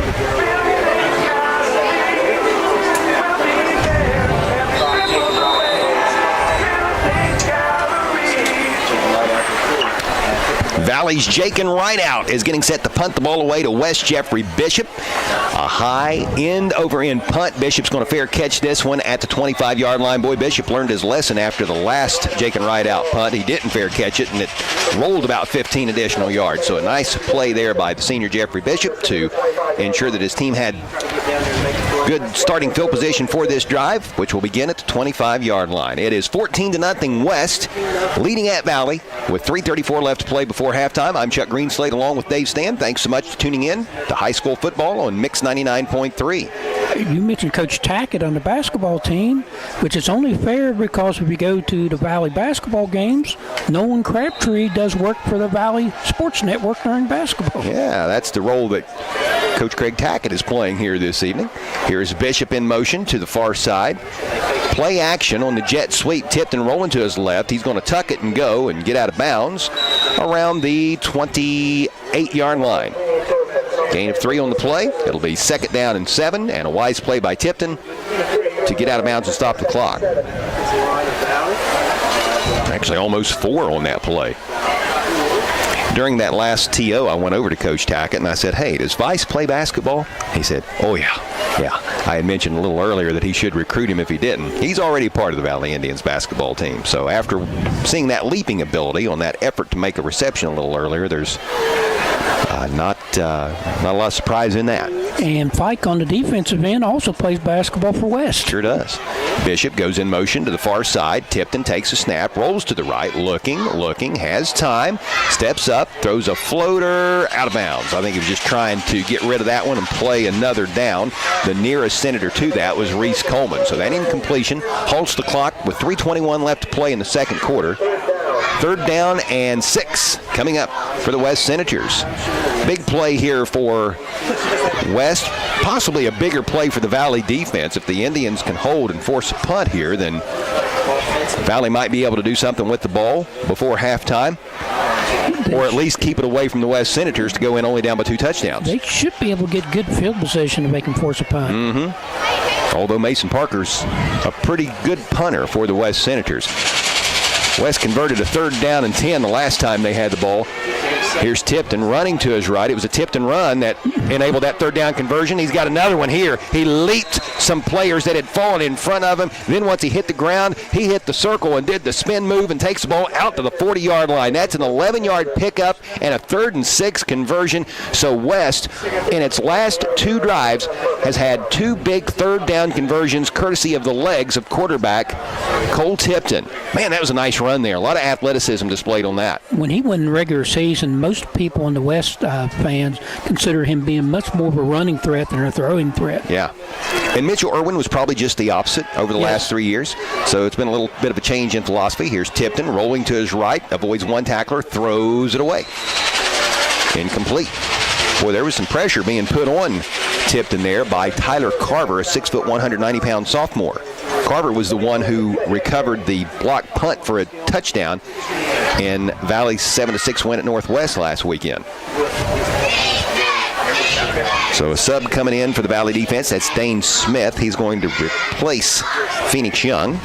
on the defensive line. It's 2nd down and 10 for the Senators. 2:50 left to play in the first half. 14-0 West. Each team with 2 timeouts remaining. Ball on the 40-yard line. Tipton awaits the snap. He's got a back to each side. He's going to give to Bishop, the right halfback. Bishop showing the speed and the moves. Takes the ball out across the 40 into Valley territory before going out of bounds at the 47-yard line. Boy, he did a nice job there being patient, waiting for the blockers to do their thing. He followed them and showed a lot of nifty moves on that run. 13 on the pickup. We talk a lot about Jeffrey Bishop, but he is one good athlete. Yeah, he is. He does a little bit of everything well, and he has explosive speed.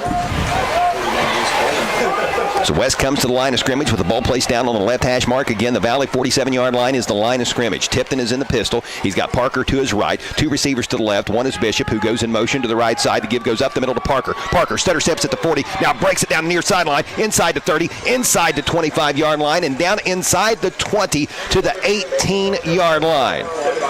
Nice pickup of 29 yards, and with that, the Senators have moved into the Quality Heating and Air red zone. Quality Heating and Air can be found on Route 52 in Sugar Grove, just down the road from Portsmouth West High School. Yeah, they had kept Mason Parker in check pretty much tonight. He has now two big runs of 27 and 29, but most of his other yards have been very few. You know, I almost get the vibe tonight that Coach Todd Gilliland entered this one really wanting to work on the passing game, which the Senators have done that. This is the 4th time I've seen them this year, and they've passed more tonight than what I have seen. Here's Tipton faking a handoff and calling his own number. He runs right up the middle. I think I saw a flag, if I'm not mistaken. Let's check that. It might have been one of the Valley players' towels. That evidently is what it was, or maybe even a mouthpiece went flying. So no flag, I beg your pardon. Play will stand. It's going to go for a gain of 5. As this will set up West at the 13-yard line going in. Coming up on 2 minutes to play in this first half of football. West already leading by a couple touchdowns. Here's Tipton. The inside handoff goes to Bishop, who was lined up as the slot on the right side. Nice sidestep inside the 5. Touchdown, Jeffrey Bishop. His 2nd of the game, his 13th of the season, and that makes it 20-0 West with 1:53 to play before halftime. You could almost hear Olay as he was able to sidestep the would-be tackler. Nice run. You know, West can hurt you inside with Parker, hurt you outside with Tipton and Bishop. West is just a very good offensive football team. Jack Holbrook's point after, up and through. 21-0 your new score. We're back in 60 seconds. This is high school football on Mix 99.3. 1937, the McKinley Funeral Home has been there for families in a most stressing time of need. They've been there with their comfort and understanding, and the McKinley Funeral Home will continue to serve area families with a commitment even deeper than before. Call the McKinley Funeral Home and talk with their friendly, knowledgeable staff, always willing to go that extra step in making sure you're well pleased. That's the McKinley Funeral Home, located on U.S. Route 23 in Lucasville. Phone 740-259-2481. Little's Excavating in Wheelersburg services the tri-state with a complete line of excavating and bobcat services. From septic installations to drainage work, Little's can prepare your ground for your project or work with you to install a system that they can design for you. Little's is the only area excavator licensed in aeration design. Little's offers septic installation, soil site evaluation, foundation, downspout, surface, and basement drains, drain fields, commercial ground preparation, and turnkey excavation. From major problems to little issues, contact Little's Excavating. 21-0, the West Senators lead at Valley. Here's Holbrook's kickoff. It's a squibber fielded by McNeil at the 20. He starts to his left, cuts it back to the right, brings it out across the 30-yard line, and gets knocked down around the 40. A return of 20 yards, but I would say in total he ran about 35 to 40 yards to pick up those 20. But a nice run back by Gabe McNeil, and the Valley Indians still with 2 timeouts to work with, 60 yards away. We'll check our scoring recap here in just a moment, but I get the feeling that the Valley offense, figuratively, is going to be mashing the gas a little harder than what it has been this game here now in a 2-minute situation with 1:47 left on the clock before the halftime break. Trips to the left side of the formation. Wattell wide to the right. McNeil was in the backfield with Powell, who's looking over at the Valley Indians coaching staff. He now barks out the signals. Powell to his receiving core over to his left. He looks that way after taking the snap, fires to McNeil. McNeil makes the reception over the shoulder and then cuts it upfield down the far sideline before going out of bounds just shy of the midfield stripe. They're going to spot him at the 49-yard line. Pickup of 9 on the play, 2nd down and 1, and he's able to get out of bounds, so Valley doesn't have to burn its second timeout. 3 receivers now to the right side of the formation, the wide side of the field, and movement up front. I believe this is going to be the 3rd encroachment call on West. That shall be the case as Cade Woods got a little anxious there. A rare mistake by Cade Woods, but another encroachment penalty on the West defense. So that's going to give Valley a free first down. That penalty will move the ball to the 46-yard line. 3 receivers to the right. McNeil right out, and Wattell. Vice wide to the left. Powell gets down as if he was going to take the snap, clapped his hands a couple times, and then started to bark out some play calls, and we've got a timeout on the field. We'll take one as well with 1:41 left to play before halftime. 21-0 West. We're back in 60. This is high school football on Mix 99.3. Tonight's game on Mix 99.3 is presented in part by these following sponsors: the Powell Independent Insurance Agency, the Jim Dandy Drive-In, Weeks Wrecker Service, Journey's Auto Parts, Bell's Body Shop, AJ's Auto Sales, Flowers Monument, and Suburban Transmission. Be listening to high school sports all season long on Mix 99.3, online at WNXTradio.com. The Counseling Center is the region's leader in behavioral health care, accredited by the Commission for Addiction Rehabilitation Facility. A proud member of the Portsmouth community for over 42 years, TCC provides an unmatched service line, including substance abuse prevention and treatment, behavioral health care for children and adults, primary health care, as well as vocational development and job placement. If you or someone you love is in need of assistance, please call the Counseling Center at 740-354-6685 or visit online at thecounselingcenter.org. 1st and 10 for the Valley Indians with the ball resting at the Senator 46-yard line. 1:41 left to play in the first half in Lucasville, where West has a 21-0 lead. Powell takes a snap out of the gun, fires his pass, intercepted by Parker at the 41. He's got clean and green space in front of him. He is going to go the entire way. This is going to be a 59-yard pick 6 for number 2, Mason Parker, and that'll make it 27-0. There looks to be a penalty marker down, but it is down inside the 10-yard line, so I'm not for sure exactly what that could be that far downfield, but we will soon find out. Oh, that looked like a block in the back. On the run back, so that's going to take 6 off the board if that is indeed the case, and that's exactly how it's going to play out. So the penalty must have occurred down around the 7. It's a 10-yard spot foul. That'll back the ball to the 17-yard line, and instead of 27-0 West, it's still 21-0, but the Senators have the ball, getting ready to operate in the Quality Heating and Air red zone. Quality Heating and Air is located on Route 52 in Sugar Grove, where they proudly offer Ream products. So still 90 seconds left to play in this first half. West has 2 timeouts remaining. Parker is still going to get credit for the interception. It's just the touchdown will come off of his stats, and 17 of the yards will. And I'd imagine he's probably talking to a teammate on the sideline. So a 42-yard interception return is how it will officially be statted. And now the West offense returns to the field. 2 receivers wide to the right. Tight end Trevor Fike to the left. Parker in the backfield with Tipton. Low snap. Tipton out of the gun. Rolls to his right. Fires. End zone. Incomplete. What a nice dog fight, but it's going to be, according to the officials, a little too handsy. And we've got pass interference. Which way is that going to go, though? They were both pushing on each other. It's called holding, not pass interference. Okay, that's a completely different thing then. So Jeffrey Bishop was the intended receiver for West, and the defensive back over there on the coverage for Valley was Aiden Wattell. And boy, they were going at it. That was a good battle, but Wattell's going to be whistled for the holding, and that's going to aid the West cause. Maybe half the distance, and we'll have one of those strange 1st and 1s. Not an automatic first down in high school. Nope. So that play took 7 seconds off the clock, 1:23 left. Boy, you can tell the defensive game plan for Valley. Aiden Wattell go wherever Jeffrey Bishop goes. Here's the give to Mason Parker. Parker going for the pylon, and he's got it. Touchdown. So Mason Parker wound up getting his touchdown anyway. Instead of an interception return for a score, it's going to go as a touchdown run. His second TD of the game, 27-0 Senators with 1:18 left to play before halftime.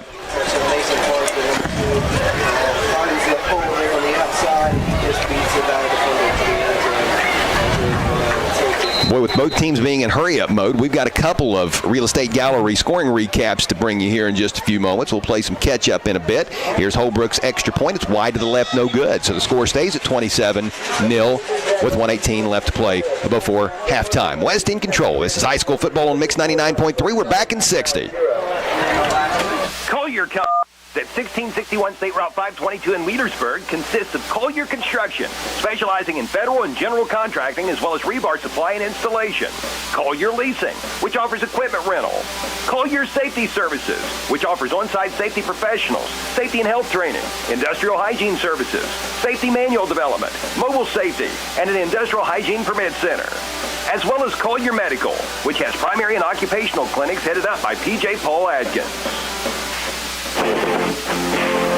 Be listening to high school sports all season long on Hometown Radio of Portsmouth, presented by Appalachian Marketing Media, Sherman Cricker Insurance, Atomic Credit Union, the Scioto County Career Technical Center, Donnie Martin Heating and Air, Clark's Pump and Shop, Dyer Insurance, SOMC, Monroe's Frame and Collision, the McKinley Funeral Home, Portsmouth Insurance, a TAH benefits partner, as well as the Glockner family of dealerships. Aiden Wattell with the kickoff return for the Valley Indians as play resumes. He fields it on the run around the 15-yard line, and he brings it out across the 30, across the 35-yard line, all the way to the 38. Nice run back by Wattell. Big full moon in the sky here over Lucasville, where the Valley Indians trail the West Senators 27-0 with 1:12 left to play. You're going to have to get these officials a clock, Dave. It's 60 seconds after a score, not 45. In a hurry to get home tonight, Chillicothe crew. So, 1st and 10 for the Valley Indians. It was 7-0 at the end of the first quarter, but 20 unanswered points here for the West Senators in this second period. Valley with two receivers to the left. The give's going to go to McNeil, looking for some room left side. Cuts it back, has something up the middle, and he's going to be close to a first down. Might have it. He's near midfield. They're going to spot it right at the 50. That's an 11-yard gain for Gabe McNeil, and that will move the sticks. Clock stopped with 66 seconds left to play before halftime as the chains are moved. Valley going right back to the line of scrimmage. 4 wide, 2 each way. Powell in the pistol formation with a running back to his left. That looks to be, well, it's not McNeil. He's the slot on the left side. Can't quite tell who that is from my vantage point. McNeil is going to come in motion, however, to the near side. Clock rolling. We're down to 40. McNeil's going to line up as a receiver to the right side. He's going to take a swing pass, and he's going to nose forward for a gain of a yard. So that'll bring up 2nd down and 9. Valley might just be content to get to the locker room here. Clock rolling, 20 seconds left. Valley does not have to snap the ball another time if it chooses not to. 3 receivers to the left, 1 to the right. Powell in the pistol with a back to his right, down to 10 seconds. Here's the snap. That's Zach Witt back in there in the backfield, and here's the pass. Intercepted by Jeffrey Bishop. That number 7 on the season, I believe it is. Had 5 coming in. That's his 2nd tonight, so 7 interceptions for Jeffrey Bishop. And that is 3 interceptions by the West defense in this first half. So the Senators offense will come back out on the field up 27-0 with 2 seconds left to play before halftime. Boy, this defense has been very stingy and quite greedy for Coach Todd Gilliland's West Senators here in this first half of play, particularly the second quarter. And I'm sure that Coach G has to love it. Plus, they will get possession starting the second half. Tipton takes the snap, drops to a knee, and that is going to do it for the first half of play. 27-0 is the score. West leads at Valley.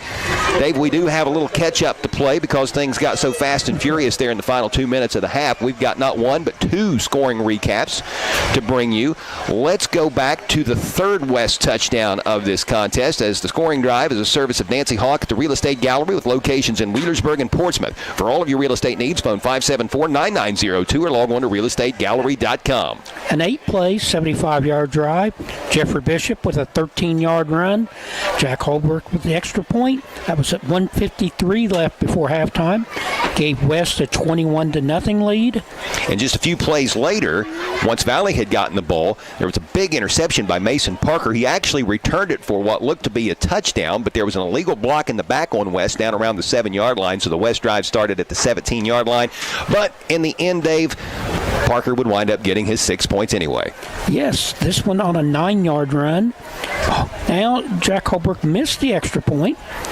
And that was with 1:18 left for the intermission, and it gives us a halftime score of West 27, Valley nothing. Thank you, Dave. Again, those scoring drives, a service of Nancy Hawk at the Real Estate Gallery with offices in both Wheelersburg and Portsmouth. For all of your real estate needs, give Nancy a call at 740-574-9902 or log on to realestategallery.com. 27-0 West leads at Valley. We're going to take a 4-minute timeout, and when we return, we'll fire up the Holbrook's Hometown Pharmacy halftime show. This is high school football on Mix 99.3. For the best local high school sports coverage, tune to Mix 99.3 WNXT FM Portsmouth. On the Esplanade Laser Center and Medical Spa in Portsmouth knows that looking better makes you feel better. The players aren't the only ones who want to look good under the Friday night lights, and On the Esplanade can help you look your absolute best. With the kids back in school, it's time to invest in yourself. You deserve it. With 14 years of experience, Jeannie at On the Esplanade specializes in medical aesthetics and skincare. On the Esplanade provides big city results with a small town feel, right here at home. Visit On the Esplanade, 813 Gallia Street, Portsmouth, and follow On the Esplanade on Facebook. Hi, I'm Gary Duzan of Portsmouth Insurance, a TAH Benefits partner. And I'm Jay Hazelbaker, president of TAH Benefits. Portsmouth Insurance specializes in helping local business owners with their employee benefits. We understand that operating a business can be stressful. Let us alleviate at least one of those worries for you. Portsmouth Insurance understands the health insurance marketplace, and our commitment to service and knowledge of both the personal and business insurance markets can give you peace of mind. For assistance with all of your employee benefit needs, call us at Portsmouth Insurance, 740-353-4105. Hi, this is Gabby from People's Bank. I'm here to tell you about People's Bank's new CD special. It is so good, you need to stop by any People's Bank location today and ask your banker to tell you more. Or visit PEBO.com. This special will not last long. People's Bank. Working together, building success. Member FDIC. When you need limestone, contact the Conley River Terminal at 5150 Gallia Street in Portsmouth, right along US 52 near Sciotaville. The Conley River Terminal has stockpiled limestone, which makes a great base for driveways and patios. Stop in or call 776-7634. Success starts with a great foundation, and nothing makes a better base than limestone. Contact the Conley River Terminal at 776-7634. Online at conleytrucking.net. Tonight's game on Mix 99.3 is presented in part by these following sponsors: the Pal Independent Insurance Agency, the Jim Dandy Drive-In, Weeks Wrecker Service, Journeys Auto Parts, Bell's Body Shop, AJ's Auto Sales, Flowers Monument, and Suburban Transmission. Be listening to high school sports all season long on Mix 99.3, online at WNXTradio.com. From the foundation to the doorknob, Portsmouth Building Supply has everything needed to build a home. Plumbing and electrical supply, drywall, shingles, insulation, doors, windows, steel I-beams, trusses, cabinets, ceramic tile, hardwood and laminate flooring. It's all at Portsmouth Building Supply. You'll even find a full line of hardware and special orders are welcome. Locally owned and doing business for over 40 years, visit Portsmouth Building Supply, 1740 Gallia Street, Portsmouth. Visit Clark's Pump and Shop in Lloyd, Kentucky near the Jesse Stewart Bridge at the Green of Dam. Kick off your day with breakfast from Clark's Cafe. Or you can enjoy full breakfast. We're talking sausage, bacon, fried bologna, toast, biscuits, hash browns, eggs made to order, and much more. Clark's Pump and Shop in Lloyd has Champs Brand chicken and Hanger 54 pizza, as well as hand-dipped ice cream and drive-through service. Visit Clark's Pump and Shop in Lloyd near the Jesse Stewart Bridge. Clark's Pump and Shop. Return, refresh, refuel. Penn Station East Coast Subs is a proud supporter of local high school sports and is always as fresh as the next play. With taste, quality, and generous portions, there's absolutely nothing quite like the Philly cheesesteak, the club, the Reuben chicken teriyaki, or the Italian. With great service and a friendly smile, Penn Station invites you in for lunch, dinner, or after the game and movie. And when you need a quality and healthy taste fix, it's Penn Station East Coast Subs. Your first stop on the left into the viaduct, where at Penn Station, it's all about good taste. At halftime, the West Senators lead at Valley 27-0. I'm Chuck Greenslade along with Dave Stam, welcoming you to the Holbrook's Hometown Pharmacy Halftime Show. Being local folks themselves, Brandon Holbrook and his staff are proud supporters of local high school sports. The good people at Holbrook's Pharmacy will see to it that you won't have to wait long while your prescription is filled. They'll take the time to get to know you, explain your medication, and answer any questions which you may have. Holbrook's offers convenient drive-through service. They're open from 9 a.m. until 6:30 Monday through Friday and 9 to 1 on Saturdays. Visit Brandon Holbrook and staff at Holbrook's Hometown Pharmacy, located at 37C Lucasville Minford Road in Lucasville. Checking scores from elsewhere around the area. At halftime, the Portsmouth Trojans have a 14-0 lead over Chesapeake. That contest can be heard on Classic Rock 107.5 The Breeze. On WNXT 2 this evening, using the Local Happenings app or available on WNXTradio.com. At halftime, Notre Dame is up on Green 40-0. Elsewhere around Southern Ohio, Vinton County has a 26-0 halftime lead over Northwest. Fairland leads South Point 21-6 at the turn. Ironton is in front of Rock Hill 28-0 in the second quarter. The Gallia Academy and Colgrove are having a good one. It's 14-12 Gallia at halftime. Waverly leads Minford 26-0 in the second quarter. Eastern Pike has a 42-0 halftime lead over Sims Valley. Piketon is in front of Paint Valley 24-8 at the half. South Gallia leads East 14-0 at halftime. Jackson is up on Miami Trace 35-7, and a couple of Kentucky scores to pass along. Greenup County and Boyd County are tied at 14 in the first quarter, and Fleming County leads Lewis County 13-0 in the first period. Our score here again, 27-0 in favor of the West Senators. They lead at Valley. We're going to take a 3-minute timeout. When we return, we will take a look at the first half stats. This is the Holbrook's Hometown Pharmacy Halftime Show on Mix 99.3. Floor Covering, located at 610 9th Street, Portsmouth, is the area's leading floor covering contractor. Harris Floor Covering has everything for your home or business, including resilient tile, sheet flooring, quarry tile, ceramic tile, outdoor floors, industrial floors, carpet, acoustic ceiling, underlayment, and more. Call Stephen Harris at 740-353-7959 or 740-352-9212. Harris Floor Covering, proud supporters of the youth of the area. Before you buy insurance, there are two things you should know. You can buy your policy from a one-company agent who works directly for one insurance company. His choice of policies is limited, and so is yours. Or you can buy from an independent insurance agent who represents several companies. In our area, look for the Big I at your independent insurance agency. Stop by the Hunter Williams Agency, the Sherman Cricker Insurance Agency, or the Dyer Insurance Agency. Why is Southern Ohio Medical Center Urology Associates the perfect choice for you? It starts with the expert care of board-certified urologist Dr. Stephen Woolham, followed by a variety of procedures offered right in the office, which means no hospital stay and a quicker recovery. Along with general urology care, SOMC Urology Associates also offers the latest in advanced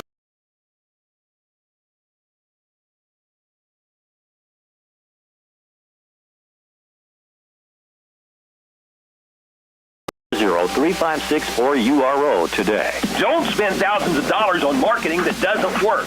Appalachian Marketing Media can grow your business with targeted marketing strategies, tactics, and resources that actually do work, so you can get more clients and have peace of mind. Appalachian Marketing Media offers do-it-yourself packages where clients get a step-by-step social media plan with a one-time fee starting at $150, which includes customized social media graphics. And Appalachian Marketing Media offers social media management starting at $515 per month. Contact Appalachian Marketing Media on Facebook and learn more on their website.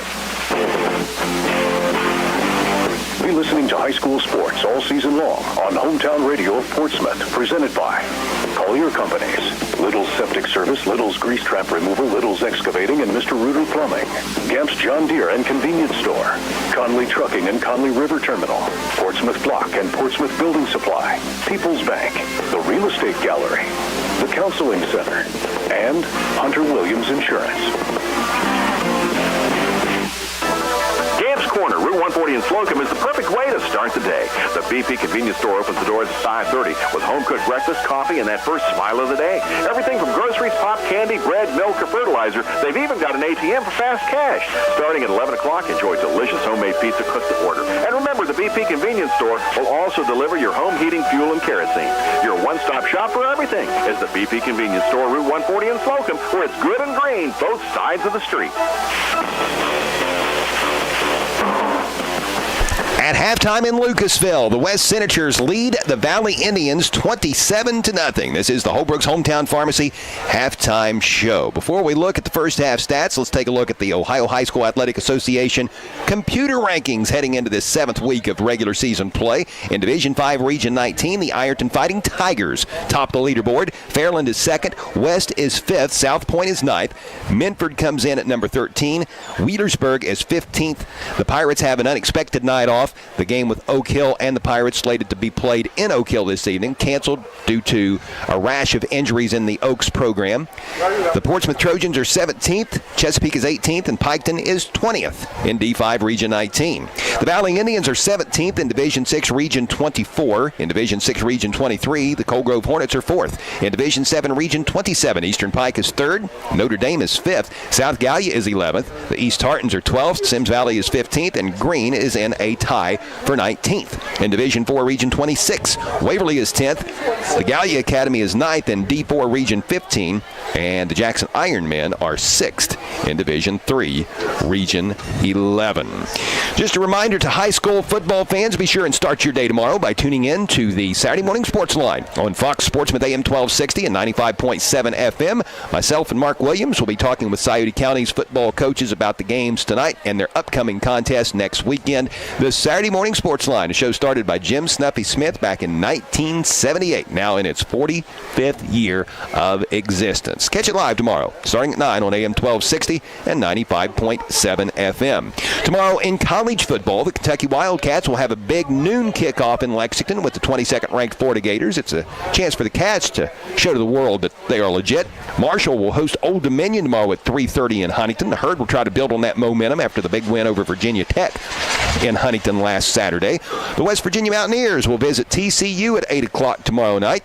The Horned Frogs not quite the team they were a year ago when they played in the national championship game, but that's still a primetime college football program and a good test for the Mountaineers. Miami of Ohio will play at Kent State tomorrow. That's a 2:30 kickoff. Both the 4th-ranked Ohio State Buckeyes as well as the OU Bobcats have this weekend off. Ohio State and OU both playing very well. The Buckeyes, of course, after that big win in South Bend over Notre Dame, scoring the winning touchdown with a second left to play. Just a monstrous win for the unbeaten Buckeyes. The Bobcats are unbeaten as well, and OU had a nice victory over the Iowa State Cyclones a few weeks back at Peden Stadium in Athens. Anytime that Power 5 conference school rolls into the house of a MAC school, and the MAC school tends to business, that is a nice feather in the cap. Now, there is some interesting college football tonight. I think we might be home to catch a few of these. The UC Bearcats head west to play at the BYU Cougars. That's a 10:15 kickoff. I'm sure that Brandon Holbrook of Holbrook's Hometown Pharmacy will be in front of a TV to watch that, as he is a UC alum.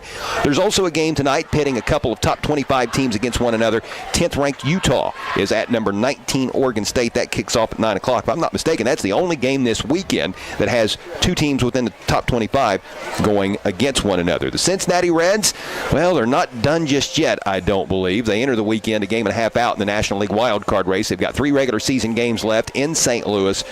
The first pitch of Game 1 of that series will be here in about 60 seconds at 8:15. You can hear that on AM 1260 and 95.7 FM. Reds at Cardinals this weekend. Chuck, you brought up baseball. I did. This is... Last night, the Miami and Mets game suspended in the ninth inning. They may have to come back on Monday and play 1 inning. Mark Williams was bringing me up to speed on that earlier today. It all depends, I guess, if the outcome of that game has a bearing on the postseason standings. If it doesn't, then they'll probably just scratch it. But if it does, they're going to go ahead and, from what we hear, bring them back and play that 1 inning. Now for the Marlins, it could mean a trip to the postseason. They'll be all about it. For the poor Mets, can you imagine? That's just insult to injury. Like, we have to endure another day of this? That could be the way it plays out. On Sunday in the NFL, the Cincinnati Bengals will visit the Tennessee Titans. That's a 1 o'clock kickoff. The Cleveland Browns will host the Baltimore Ravens at 1 o'clock on Sunday. Let's go ahead and dive into the first half stats. The West Senators lead at Valley 27-0. Dave, let's check those figures.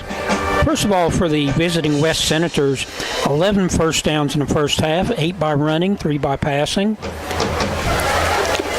Actually, it was 2 by passing, excuse me. Rushing, 19 carries for 154 yards and a pair of touchdowns. 2 out of 5 passing for 79 yards and 2 touchdowns. Penalties committed 3 for 20 yards. Total offense for West, by the way, 233 yards. Punts once for 29 yards. Talk about very efficient on offense. West only had 5 possessions in the first half and scored on 4 of them. Wow. Valley Indians, 7 first downs in the contest, 3 by passing, 2 by running, and 2 by penalty. Rushing 16 times for 44 yards. 7 out of 13 passing for 49 yards. Penalties, 2 for 13. Very effective punting so far tonight for Valley. 3 times for a 39.3 yard average. Individually, leading ball carrier in the first half, Mason Parker for West, 9 rushes, 79 yards. Cole Tipton, 7 rushes, 45 yards. Jeffrey Bishop, 3 rushes, 30 yards. Coleman and Bishop, Coleman has a 37-yard touchdown reception, and Jeffrey Bishop has a 42-yard touchdown reception. For Valley, Gabe McNeil, 11 carries for 36 yards. Carson Powell, 3 carries for 6 yards. Passing, Powell is 7 out of 13 for 49 yards. Kind of spread them around. 4 different people have caught passes for Valley. Waddell, 2 for 12. Witt, 2 for 17. Gabe McNeil, 2 for 10. And Queen, 1 reception for 10 yards. Dave, let's check the turnover report. It's a service of the Barrett Murphy Insurance Agency at 1031 Gallia Street in Portsmouth. Isn't it time you turned your insurance needs over to Barrett Murphy? Give Dan Cassidy a call at 353-3121. Very lopsided. West Senators, 4 out of 5 possessions they scored on and punted on the other one, so obviously they had no turnovers. Valley has committed 3. They've had 3 passes intercepted, 2 by Jeffrey Bishop and Mason Parker with the other one. Yep, thank you, Dave. That's our Barrett Murphy Insurance Agency turnover report. Give Dan Cassidy a call at 353-3121 or visit him at 1031 Gallia Street in Portsmouth. While being here at Valley, I think I would be remiss if I didn't mention this. In high school golf earlier in the week, Valley's Cameron Phillips had a hole-in-one and shot 6 under 66 at the Chillicothe JCs to win the Division III sectional. Valley as a team tied for 4th to earn a spot in the district championship, which will be played this Monday at the Elks Country Club. So congrats to Valley golfer Cameron Phillips and his fellow Indians golfers. 27-0, the West Senators lead at Valley. You have been listening to the Holbrook's Hometown Pharmacy Halftime Show. Being local folks themselves, Brandon Holbrook and his staff are proud supporters of local high school sports. The good people at Holbrook's Pharmacy will see to it that you won't have to wait long while your prescription is filled. They'll take the time to get to know you, explain your meds, and answer any questions which you may have. Holbrook's offers convenient drive-through service, open from 9 a.m. until 6:30 Monday through Friday and 9 to 1 on Saturdays. Visit Brandon Holbrook and staff at Holbrook's Hometown Pharmacy, located at 37C Lucasville-Menford Road in Lucasville, just down the street from Valley High School. We're going to take a 3-minute timeout and be back for the start of the second half. You're tuned in to high school football on Mix 99.3. Don't shop for tires at a dealer whose idea of selection is white wall or black wall. Head to the dealer who carries the brands you trust. Michelin offers safe, fuel-efficient, long-lasting tires that provide exceptional performance and extraordinary value. BF Goodrich tires are built for drivers looking for high performance and aggressive styling. Next time you need tires, get the selection you deserve. See Bob and Floyd's Tire Sales, routes 23 south at 52 west, downtown Portsmouth. Hi, I'm Jay Hash with Hope Source. Hope Source helps individuals and families live complete, meaningful, and happy lives. We offer a full array of high-quality mental health and addiction treatment services to meet the individual needs of every person we serve. In every interaction, we provide the care we would expect for our closest friends or loved ones. No matter your situation, there is hope. For information, check out our website at hopesourcetreatment.com. Find us on Facebook or call 740-353-HOPE. Be listening to high school sports all season long on Hometown Radio of Portsmouth, presented by Appalachian Marketing Media, Sherman Cricker Insurance, Atomic Credit Union, the Scioto County Career Technical Center, Donnie Martin Heating and Air, Clark's Pump and Shop, Dyer Insurance, SOMC, Monroe's Frame and Collision, the McKinley Funeral Home, Portsmouth Insurance, a TAH benefits partner, as well as the Glockner family of dealerships. Little's Excavating in Wheelersburg services the tri-state with a complete line of excavating and bobcat services. From septic installations to drainage work, Little's can prepare your ground for your project or work with you to install a system that they can design for you. Little's is the only area excavator licensed in aeration design. Little's offers directional drilling, enabling the crew to burrow underneath most driveways, decks, and sidewalks without causing them damage. From major problems to little issues, contact Little's Excavating. SOMC Sports Motion is a premier sports medicine program offering a unique multidisciplinary approach to your health issues. At SOMC Sports Motion, they offer a scientific approach to the full continuum of care from prevention and performance improvement all the way through an injury, treatment, and rehabilitation. Their physicians and providers are actively involved in sports coverage in the community. Their sideline and team physician responsibilities include several area high schools. They stand out by tailoring their program to each school, team, individual athlete, or weekend warrior. For more info, call 740-356-7526. To the 10, to the 5. Quality, heating and air. Here is drive, deep to left center. That ball is quality, heating and air. Side by side on turn number 4. It's going to be quality, heating and air. When you think of something good, think of quality, heating and air. On Route 52, just west of Portsmouth in Sugar Grove. The next time you're in need of a new AC unit or repairs, call Quality Heating and Air. 740-858-4363. That's 740-858-4363. 27-0, the West Senators lead at Valley as we are just about set to begin the second half of play. It was 7-0 West after 1, and then the Senators went off for 20 points in the second quarter. Started out 7-0, 14-0, 21-0, and then 27-0 as Jack Holbrook missed his fourth extra point attempt, but still 3 for 4 in the first half. Not a bad first half kicking performance on PATs for senior Jack Holbrook. Every time there's a change in the scoreboard, we remind you that changes happen quick, especially when you get your tires changed at Bob and Floyd's on Chillicothe Street in Portsmouth. Be sure to listen for the Barber Auto Parts replay of the week, which can be heard all week long on Mix 99.3, Classic Rock 107.5 The Breeze, as well as Fox Sportsmouth AM 1260 and 95.7 FM. Visit the Barber Auto Parts stores nearest you with locations in Portsmouth, Ashland, and Chillicothe. And a big thank you goes to our friends at Penn Station East Coast Subs, located on the north end of Chillicothe Street in Portsmouth. Penn Station fuels the WNXT and WZZZ sports crews every weekend by providing us lunch. Visit Penn Station, where they are all about the freshness.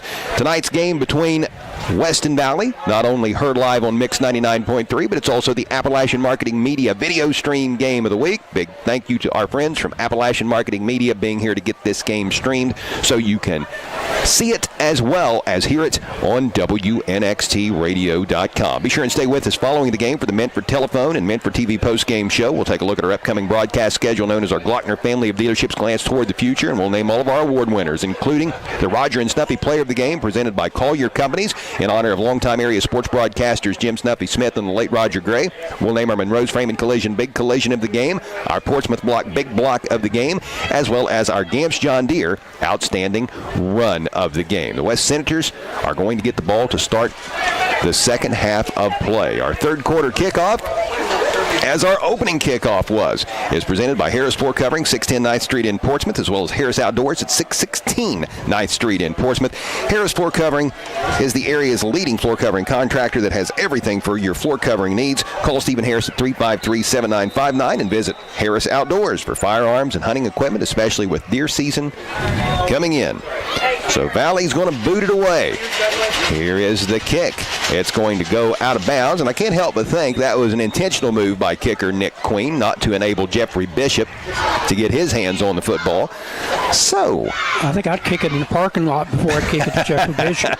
Of course, the kickoff return team has the option to force you to re-kick.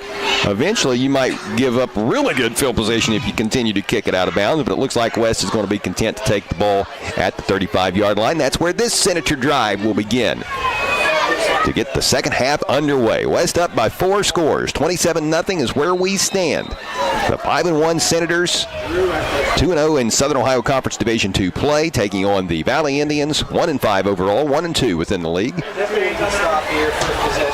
2 receivers to the left. Tipton's going to give to Parker. Sidesteps one would-be tackler and fights his way out to the 38-yard line. A hard-earned pickup of 3 by Mason Parker. Brendan Weiss, one of those Valley Indian tacklers leading the charge, and another Indian involved was Nolan Barnett. Nolan Barnett is a 6-foot, 195-pound sophomore, but there were several others that were over there in the vicinity. What's your name, sir? 2nd down and 7. Ball shading the right hash mark. West comes to the line of scrimmage. A receiver out to the right.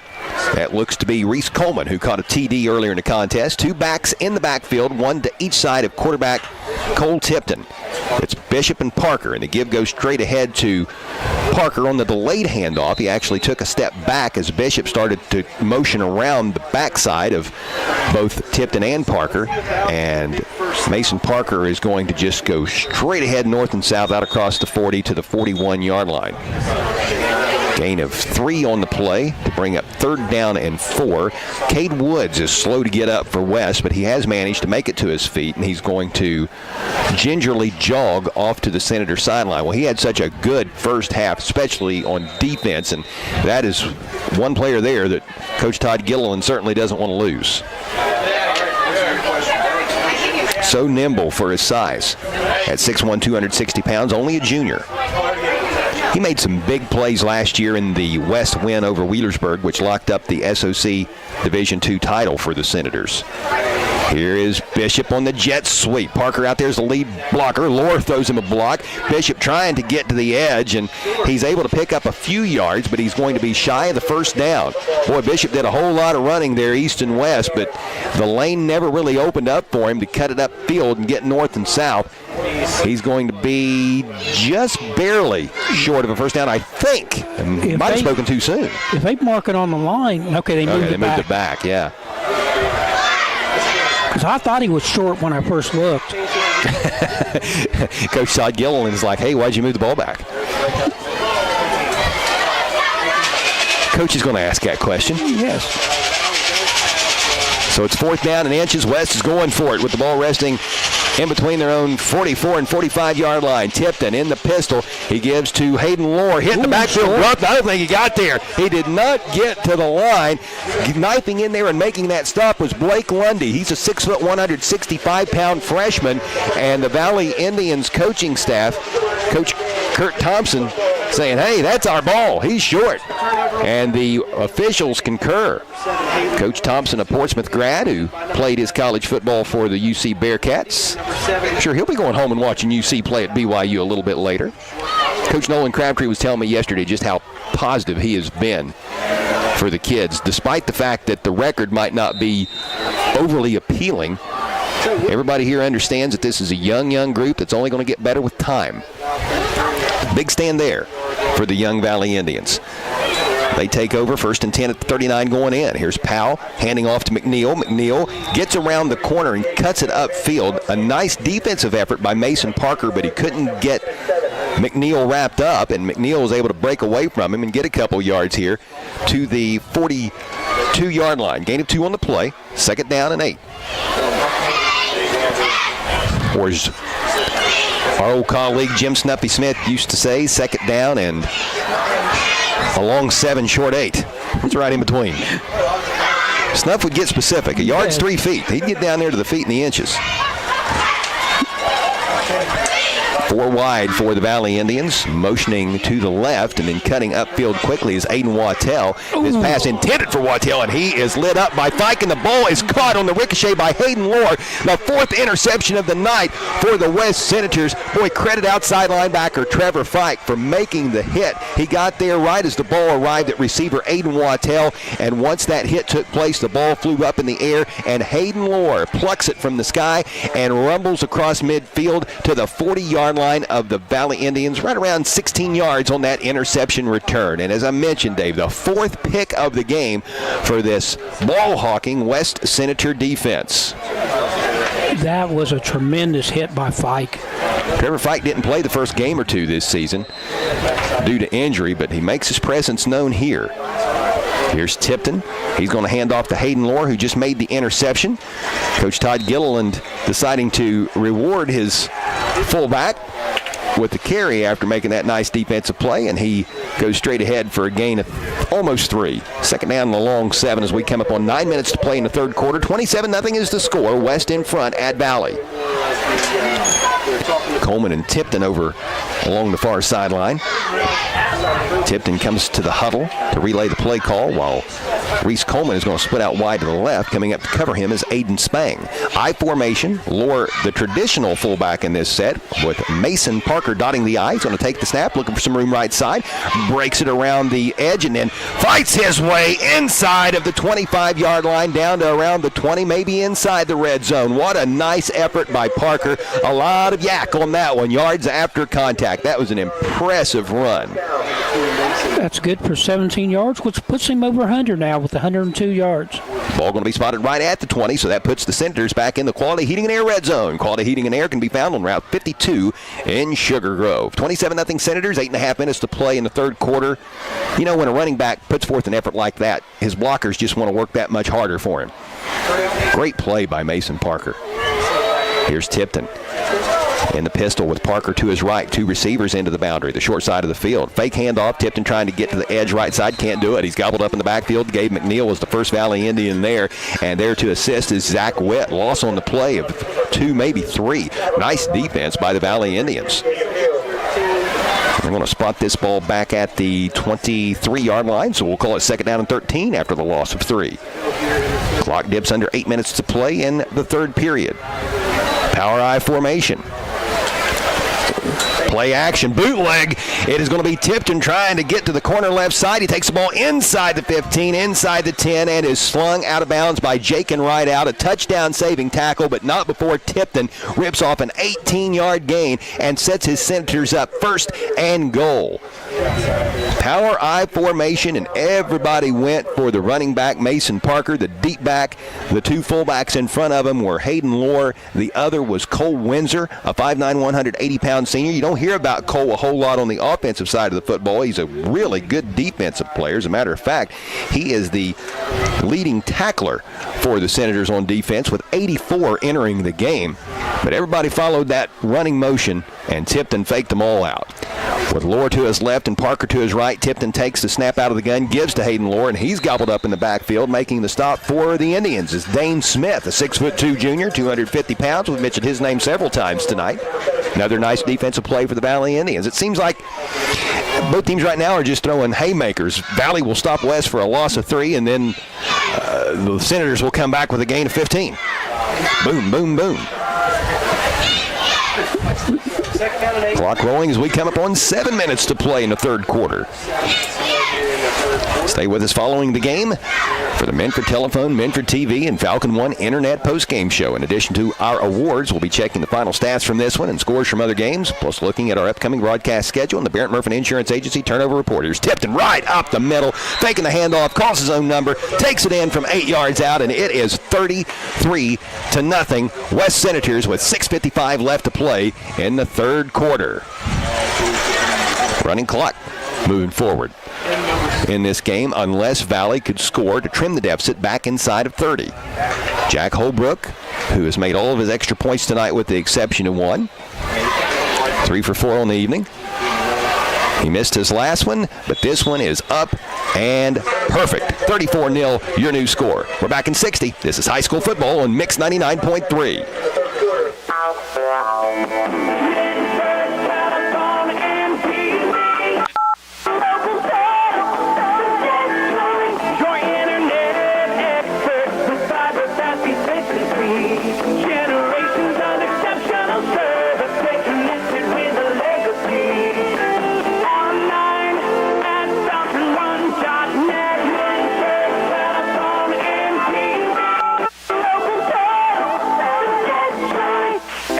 Murphy Insurance Agency, they're proud to cheer for the home team, and even more proud to have you on their team. Whether you need insurance for your home, car, or business, they have your back. And because the local community is so important to them, they'll be right there with you, cheering for your team. Contact the Barrett Murphy Insurance Agency today for more information about a policy from Encova Insurance. Visit the Barrett Murphy Insurance Agency, 1031 Gallia Street in Portsmouth. Online at barrettmurphy.com. Jack Holbrook kicks the ball away to the Valley Indians. It's a squib kick picked up around the 20-yard line by Gabe McNeil. He comes straight up the numbers and then breaks to the right up the sideline, delivers some punishment at the tail end of the run, and advances the football out near the 40-yard line. Nice run back by Gabe McNeil, and I really liked to see him lower his shoulder there at the tail end of the play and not go out of bounds, fighting for every inch. That is impressive. It is 34-0. The West Senators lead at Valley. We've got a running clock situation now with the deficit being greater than 30 points. There has been a change in the score, and changes happen quick, especially when you get your tires changed at Bob and Floyd's on Chillicothe Street in Portsmouth. We'll check our Real Estate Gallery scoring drive right after this first down snap by the Valley Indians. The Tribe breaks the huddle and comes to the line. Right out and Vice are wide to the left. Split out wide to the right is Wattell. Powell takes the handoff out of the gun, gives to McNeil, searches for some room off right tackle, takes the ball out to the 44-yard line where he is stopped by Jacob Tipton, who was the recipient of our Monroe's Freeman collision, big collision of the game last week in the Senators' 34-7 win over the Menford Falcons. Gain of actually 4 on this last play, 2nd and 6. Let's check the scoring recap. It's a service of Nancy Hawk at the Real Estate Gallery, Wheelersburg and Portsmouth. For all of your real estate needs, phone 574-9902 or log on to realestategallery.com. Dave, how did West score its most recent touchdown? After a 6-play, 40-yard drive, taking advantage of an interception, tipped him with an 18-8-yard run. Holbrook with the extra point. West 34, Valley nothing. Gabe McNeil just took the handoff from Carson Powell, and they got their feet tangled together, which forced McNeil to trip and fall at the 40-yard line. So the 4 yards he had gained on first down, he just gave back on second. Loss of 4 on the play. It's 3rd and 10. It looked like they had clear separation during the exchange, but their feet somehow got too close together.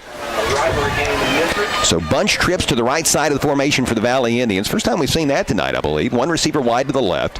Powell in the gun. McNeil to his right. McNeil's going to take the quick pitch, look for some room right side. Tries to cut back and slips. Hayden Lohr comes over to ensure that McNeil doesn't go any further. And also in on that tackle for the West Senators is Carson Carver. He's a 5'11", 230-pound sophomore. Gain of 1 on the play. It's 4th and 9. Boy, this game's going to disappear in a hurry with the running clock now already down to 4 minutes and 20 seconds in the third quarter. 34-0 is the score. West in front. That's why a lot objection by coaches with the running clock rule. They really sometimes have problems getting players into the game. You know, there's pros and cons. There really are. It's a good debate, and I can certainly see both sides. And we've got movement prematurely by the Valley Indians. False start, so that'll back Valley up. Valley had the offense out there. It looked like they were going to go for it. Now, we could have possibly seen a quick kick by quarterback Carson Powell. Well, I'm not a great proponent of the running clock, but we saw some of the scores from West Virginia last week. 98-0. Or was it? Did they get 6? They got 7. Oh, I'm sorry. Excuse me. South Charleston, right? Yes. George Washington and South Charleston. Yeah, so I kind of, again. That's ridiculous. Yes. Here's a pass over the middle, in and out of the hands of the intended Valley receiver, as Valley did go for it on 4th down, nearly intercepted by West. Not sure if that was Parker or Solomon Norman, but there was just about another West interception. That would have been 5 of them tonight, right? Right. Yeah. Not to be, though. The ball falls harmlessly incomplete, but it's a turnover on downs by the Valley offense, and West will take over with a short field to work with. That clock continues to run since we are in running clock mode. Senators will have the ball 1st and 10 at the Valley 37-yard line. 36, I beg your pardon. Not to correct the officials, but that's when the running clock's not supposed to run. When change of possession, the clock is supposed to stop. I don't think you're going to find too many people argue. I'm not thinking anybody's objecting. Tipton in the pistol, Parker to his right. Bishop is split out wide to the left. Solomon Norman wide to the right, and Tipton is looking Norman's way. Beautiful throw, beautiful catch, down inside the 10-yard line. It's going to be 1st and goal for the Senators. Tipton with a great throw out to Solomon Norman, who was actually covered quite well by Valley's Brendan Weiss, but that was a perfect throw and a great adjustment by Norman. They're going to spot this. I thought he got inside the 10, but the official is standing at the 7 or 8. I think the ball, it's at the 7-yard line. 7, all right. I don't know what it is, but there's some funky angles with the sidelines being as wide as what they are and the chains and the down markers being back far enough. Throwing me a little bit. Here is a run by Tipton, fake handoff. He surges up the middle, following his right guard and tackle down inside the 5-yard line to the 1. That last pass play covered 29 yards from Tipton to Norman, and now a 6-yard run by Tipton makes it 2nd and goal from the 1, with West operating in the Quality Heating and Air red zone. Quality Heating and Air is located on Route 52 in Sugar Grove, where they proudly offer Ream products. Boy, I love this facility here in Lucasville. Beautiful. This was the first field in Scioto County, if I'm not mistaken, to have turf. Yes. And it is nice. Here's Hayden Lohr, the fullback, up the middle, and he walks in. Touchdown, Senators. First 6 of the night for Hayden Lohr, the West fullback. He had a big interception a little earlier in this quarter. He has made it 40-0 Senators. There's been a change in the score, and changes happen quick, especially when you get your tires changed at Bob and Floyd's on Chillicothe Street in Portsmouth. Jack Holbrook on to try the point after.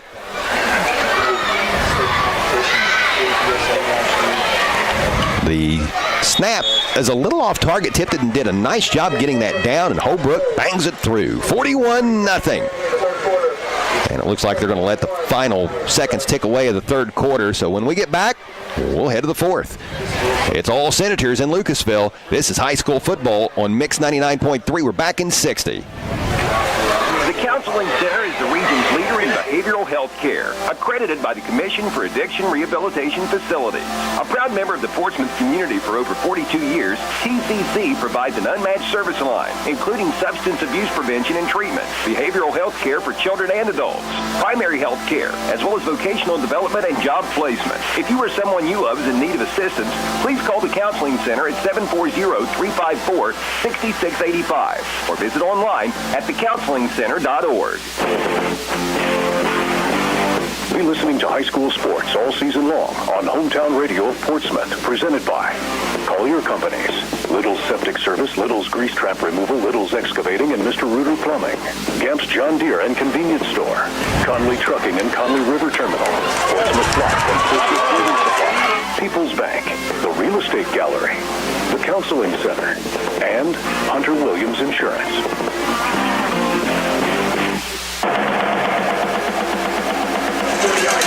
Play just resumed in Lucasville. Aiden Wattell just returned Jack Holbrook's kickoff back to near midfield, and that was a really nice run back by Wattell. He fielded it down around the 10-yard line or so, and he started up the seams, broke to his left, back to his right, and bobbed and weaved his way out across the 40-yard line to the midfield stripe. A return of over 40 yards. Now, the officials have not been given us 60 seconds after a score all night long, so I'm sorry, Mr. Wattell, that we missed that. But the reason that the clock was stopped at the 8-second mark of the 3rd quarter is because, Dave, there's a new rule to the running clock situation. Used to, the clock would stop after a score. Now they let it run through an extra point when a touchdown is scored, and they stop it prior to the ball being teed up, correct? Right. But they actually didn't this time. They let it run all the way through. They stopped it at 8 seconds, even though the touchdown occurred with what, around 35, 40 seconds left? 56 seconds left, yeah. Well, either way, we're getting ready to start the fourth quarter. Valley has the football. 1st and 10 at midfield. West up 41-0. We'll check our scoring recap here in a moment. Here is Powell taking the snap out of the pistol. It's low. He swings it out to Rideout off the play action. Rideout has some room down that far sideline, but boy, he is really hit hard over there by the Senators. Was that Jacob Tipton? No, it's not Tipton. Can't quite tell who that 25. was. If that's the case, it's Micah Barnes, who is a 5'8", 145-pound sophomore. He laid the lumber. Nice hit. We've seen quite a few nice pops here this evening in this Southern Ohio Conference Division II matchup. 4 wide for the Valley Indians. Powell is going to hand off to McNeil. He's hitting the backfield and drop down, and that was a rather aggressive tackle there. That was Christian Carrasco on the tackle, 6'1", 185-pound sophomore. Let's go ahead and check that West scoring drive now, Dave. It's a service of Nancy Hawk at the Real Estate Gallery with locations in Wheelersburg and Portsmouth. For all of your real estate needs, phone 574-9902 or log on to realestategallery.com. 2 plays, 36-yard drive, a 1-yard run by Lohr, 56 seconds remaining on the score in the third quarter. Colbert the extra point. West 41, Valley nothing. Here's McNeil taking the handoff, looking for some room off left tackle, cuts it up, takes the ball down inside of the 35-yard line. Nice run. Going to be 3rd down for the Indians. Ball will be spotted just inside of the 33-yard line. 3rd down and 4. 7 yards on that last pickup by McNeil. 3 receivers to the right. That's McNeil, Rideout, and Wattell. Zach Witt in the backfield along with Powell, who's in the pistol, and movement. Encroachment on the West defense. So a free 5 for the Valley Indians and a free 1st down to boot. 10 minutes to play on a rolling fourth quarter clock here in Lucasville, where the West Senators are on their way to winning their 6th straight after falling in their season opener to Fairland, with the Dragons scoring a 15-yard touchdown on the final play of the game. I hate to keep bringing that up. I'm sure West fans hate to hear me keep saying it, but 1 play away from being undefeated. Here's a nice pass down inside the 10-yard line intended for Brendan Weiss, and you could just tell that Powell put enough air under that one to let Weiss show off his athleticism, and just as he nearly did in the first half, he almost went up and made a nice catch. High-pointing the ball, just couldn't get the fingers firmly around the football. It falls incomplete. Nice idea, nice effort. Carson Powell shows a lot of promise for a sophomore. He throws a very nice ball. Yeah. You know, so often at the high school level, maybe not as much now as the way it used to be back in the day, but your quarterbacks, they were asked to make precision throws, hitches, hooks, slants, screens, tight end pop passes. That's what you used to see back in the day. That was an NFL like, we got a good receiver out there who can out-jump everybody. Let's just throw it up and let him make a play. And you don't see that all that often at the high school level. You don't see very many receivers who can go up and do that at the high school level. Here is Gabe McNeil, turning the corner right side. He's got room. He's got a 1st down inside the 20, inside the 15, and down inside the 10. It's going to be 1st and goal for the Valley Indians. For the first time tonight, the Indians will be snapping the ball within the Quality Heating and Air red zone. Quality Heating and Air is located on Route 52 in Sugar Grove, where they proudly offer Ream products. Good for 21 yards. 1st and goal from the 8-yard line is where this football will be spotted, and this would be a nice momentum boost for Valley if the Indians could punch this one in. The outcome of the game is not in question at this point. The final score is, and I think if you're Valley, you're just looking to win any battle that you possibly can, no matter how small it might be. Here's a quick pass right side, out route intended for Zach Witt was that pass. Can't bring it in. Good coverage by the Senators. It's incomplete. It will be 2nd and goal from the 8. Clock continues to roll even after the incompletion, as we are in running clock mode with the deficit greater than 30. 41-0 is the score. West in front.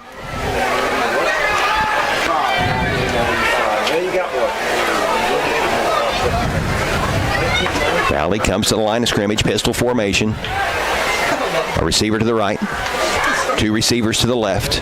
McNeil's the deep back. Powell, play action, rolls to his left. Ooh, takes a big hit right around the 9-yard line.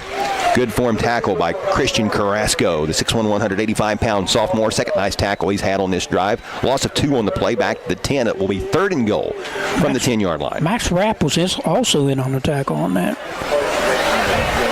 2 receivers to the right. That is Jake and Rideout and Nick Queen. Here's a swing pass to Rideout. Right side, makes one defender miss, eludes another, and takes the ball down to the 5-yard line where it's going to be 4th and goal. Making that stop for the Senators, Bo Roten, a 5'10", 180-pound sophomore. So on 4th down, I don't think there's any doubt that Valley Indians will go for it here. Down 41-0 with 6.5 minutes to go. Clock rolling in the 4th. And yes, that is the grandson of our buddy Danny. All right. Danny Roden, longtime statistician for the West Senators. I mean, long time. We were talking about Dick Tipton earlier. Danny was doing stats for the Senators back when they were the Siders and Dick Tipton was coaching them. Yes. Coming up on 6 minutes to play. Bunch trips to the left side. Witt in the backfield with Powell. Powell rolls to his right, throws over the middle, and the pass is caught, I do believe, but did he cross the goal line? I think he's short. Jake and Rideout makes the reception, and he didn't get there. The Valley Indians turn it over on downs. They got so close to crossing that goal line, just could not do it. Nice drive by Valley, which was set up by a really nice return by Aiden Wattell. If you're watching this on the stream, you saw that. If you're listening on the radio, you didn't hear it live because the officials were in too big of a hurry. But with 5.5 minutes left to play in the ball game, the West offense will return to the field. Now, the Senators have to be careful to not be tackled for a safety here. I bring that up, however, because if a Valley defender would force a safety, he'd get a $50 gift card from the Scioto River, courtesy of Collier Companies and Collier Safeties. Give up the middle, flag goes flying. Pile unwraps. Legal shift. Yep. So half the distance to the goal line. So instead of at the 1 foot line, they're going to move it back 6 inches. Replay first. Maybe the shortest penalty this year. The official is looking to see exactly how close he can get the football to the goal line. Man. Statistically, it's still called the 1 yard line. But, yeah, it's like the 1 inch line. The 1 inch line, yeah.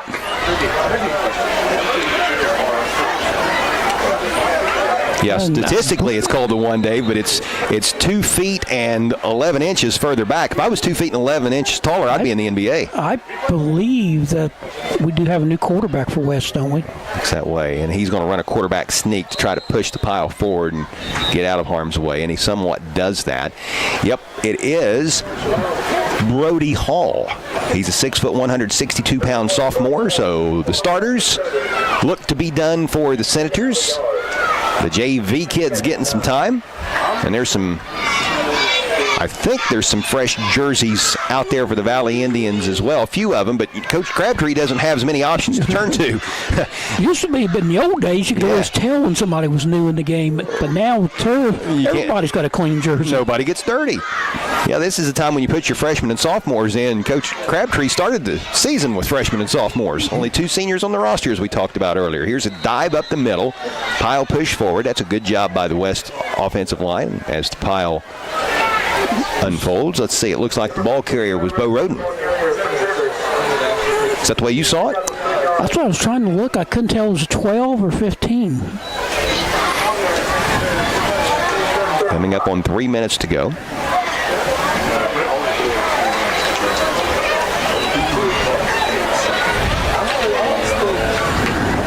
Deep back is Adkins. I formation for the Senators. Here's the give to Adkins. Up the middle. Did the ball come loose? I think the ball came loose. Valley recovered it, and we've got ourselves a Hope Source recovery fumble. First fumble of the game. Now, we've had a plethora of turnovers, but all have been interceptions. Ball came loose. Valley recovers, and the Indians will have it 1st and goal down around the 1. That happened quick. On the dive play, the ball squirted out. And a Valley Indian was able to come away with it. And now the Tribe is in business. About the 2, isn't it? Looks to be. The recovery sponsored by Hope Source. Start your recovery today by phoning 740-353-HOPE. Clock continuing to run with 2:10 left. We'll do some research here before we skedaddle this evening and see if we can't possibly find out who recovered that ball for the Valley Indians.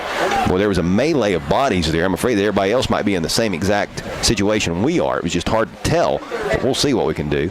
Pistol formation. Give goes up the middle to Witt. Hit and dropped shy of the goal line. Good surge by that West defense. And it looked to be Owen Yazel, leading the charge. 90 seconds left. Stay with us after the game for the Men for Telephone, Men for TV, and Falcon One Internet post-game show.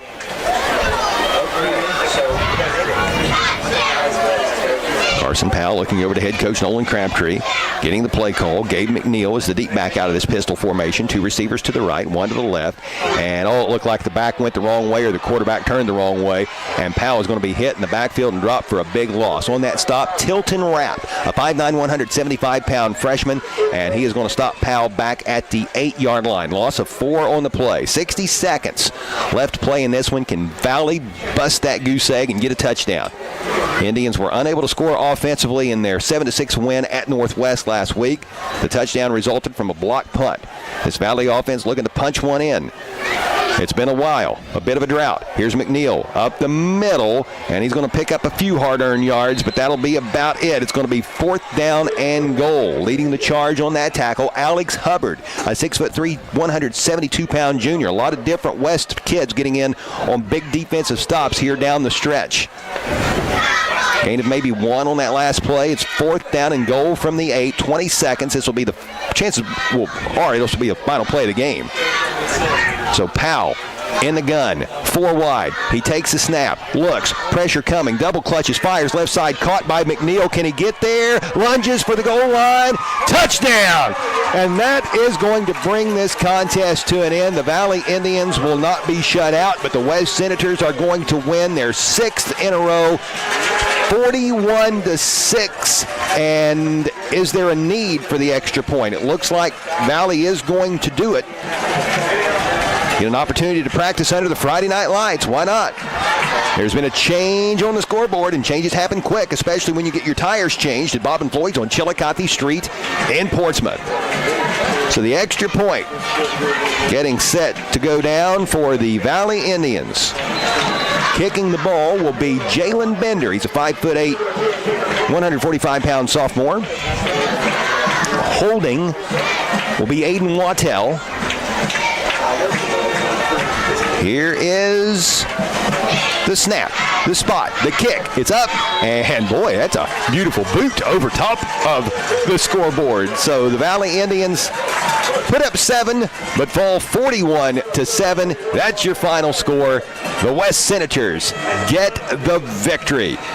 Stay with us. Post-game coverage coming your way next. You've been listening to High School Football on Mix 99.3. We'll be back in 4 minutes. For the best local high school sports coverage, tune to Mix 99.3. WNXT FM, Portsmouth. At Clark's Pump and Shop in South Shore, you can fuel your tank and your tummy.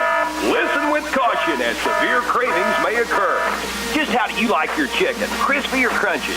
It's a deep fried fact. When you put them together, you won't be disappointed.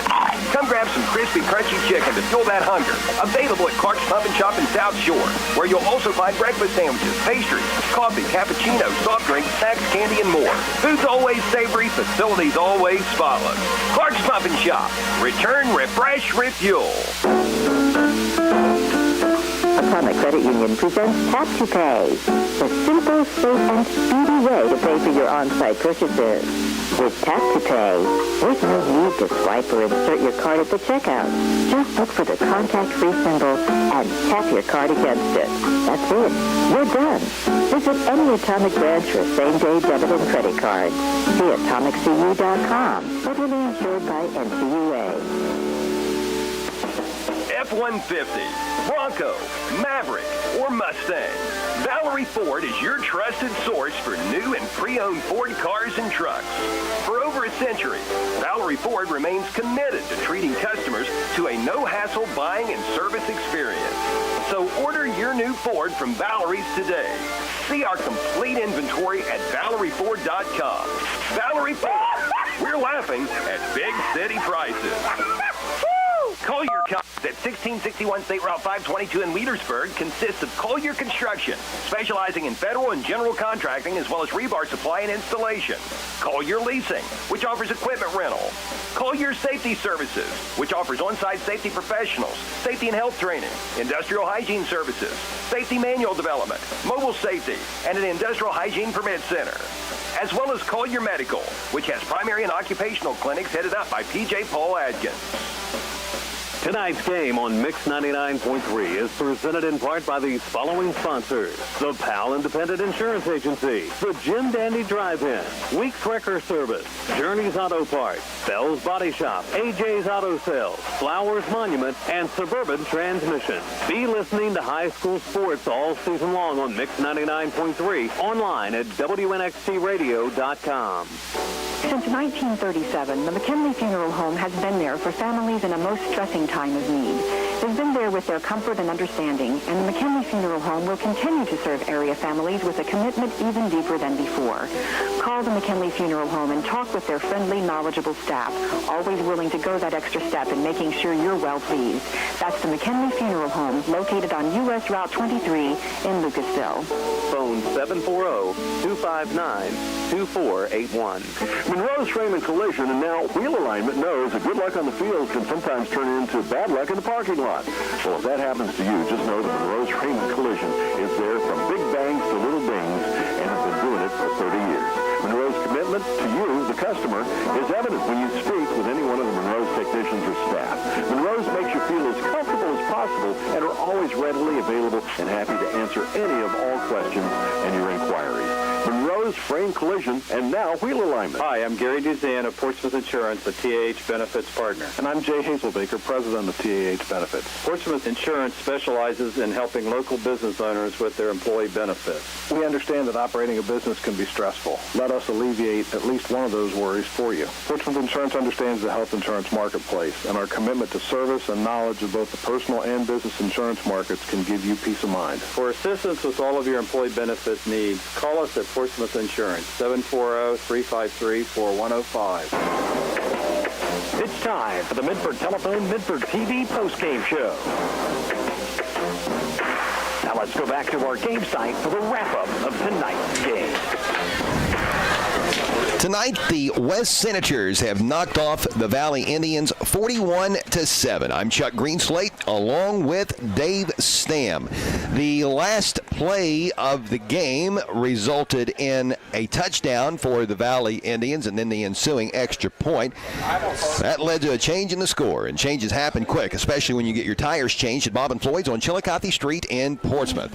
Dave, let's go ahead and recap that last scoring drive by the Valley Indians. It's a service of Nancy Hawk at the Real Estate Gallery with locations in Leadersburg and Portsmouth. For all of your real estate needs, phone 574-9902 or log on to realestategallery.com. A strange statistical drive, 3 plays, 2 yards. The scoring play was an 8-yard play, a couple of losses. Carson Powell to Gabe McNeil, who caught up short of the goal line and simply fought his way into the end zone. Showing great effort. And, that's what you like to see a team play until there's no time on the clock. And Valley, yes, they were on the short end of the scoreboard, but you cannot complain how hard Valley played tonight. They did play to the end, didn't they? Yes. No doubt about that. Bender with the extra point.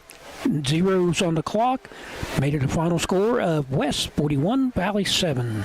This is the Minford Telephone and Minford TV postgame show. For over 100 years, the Minford Telephone Company has proudly served the area with its communications needs. Today, the Minford Telephone Company provides fiber optic internet communications needs. Today, the Minford Telephone Company provides TV and telephone services on the area's only locally owned fiber optic network.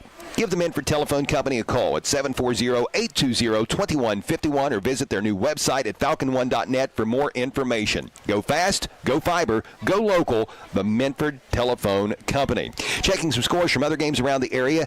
Nothing a final yet except our contest. Again, 41-7 West defeats Valley this evening. On Classic Rock 107.5 The Breeze in the fourth quarter, Portsmouth has a 28-6 lead over Chesapeake. On WNXT 2, Notre Dame is up on Green 64-0 in the third quarter. Elsewhere, Fairland leads South Point 29-14 in the fourth. Ironton has a 42-0 lead over Rock Hill in the third. The Gallia Academy has stretched its lead out over Colgrove to 28-12. That's in the third quarter. Elsewhere in the third period, Waverly has a 26-7 lead over Minford. In the fourth quarter, Eastern Pike is leading Sims Valley 49-0. Piketon is holding on to a 30-28 advantage over Paint Valley in the third quarter. The Red Streaks led 24-8 at halftime, so Paint Valley has made a comeback in the second half. In the third quarter, South Gallia leads East 30-0. Jackson has a 42-13 lead in the third quarter over Miami Trace. In Kentucky, Greenup County trails Boyd County 27-14 in the second quarter. They're putting up the points, and Fleming County has a 40-0 halftime lead over Lewis County. Just a reminder, the Wheelersburg and Oak Hill game tonight canceled due to a large number of injuries within the Oaks program. In Major League Baseball, the Cincinnati Reds lead the St. Louis Cardinals 7-0 in the third quarter. You can hear that game on AM 1260 and 95.7 FM. The only new score that we don't have is Northwest and Benton County. Northwest on the road tonight. It was 26-0 at halftime. Benton County in front. We've not heard anything different since.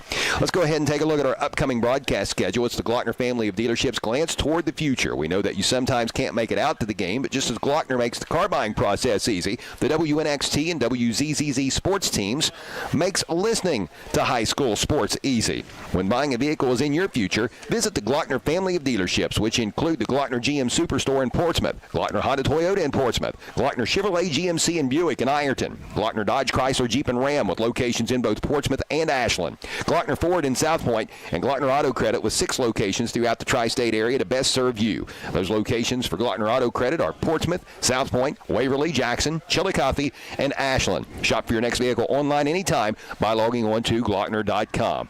Next week brings Week 8 football. Only 3 regular season games left for our area high school teams. On Mix 99.3 next Friday, you'll hear the West Senators play at the Northwest Mohawks. That'll also be the Appalachian Marketing Media video stream game of the week. On Classic Rock 107.5 The Breeze, you'll be able to tune in as the Wheelersburg Pirates entertain the Waverly Tigers. That seems to always be an intriguing matchup.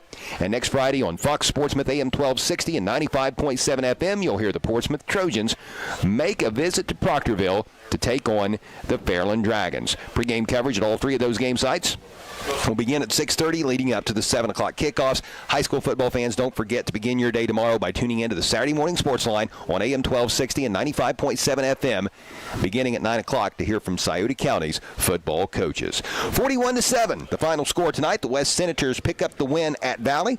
West improves to 6-1 on the season. The Senators are 3-0 in conference play. The Valley Indians drop to 1-6, 1-3 within the SOC. I mentioned that the West Senators will be at Northwest next Friday, and that will be our Mix 99.3 game and Appalachian Marketing Media video stream game of the week. The Valley Indians will be back in action next Friday, everyone hopes. The Indians are scheduled to host the Oak Hill Oaks. Now, Oak Hill has already canceled 2 games this season due to injuries within the program.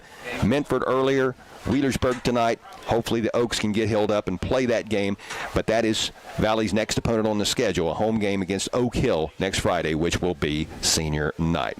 Stay with us as the Minford Telephone and Minford TV postgame show continues along. When we return, we'll take a look at the final stats from this one. 41-7, West a winner at Valley tonight. We're back in 4 minutes. This is high school football on Mix 99.3.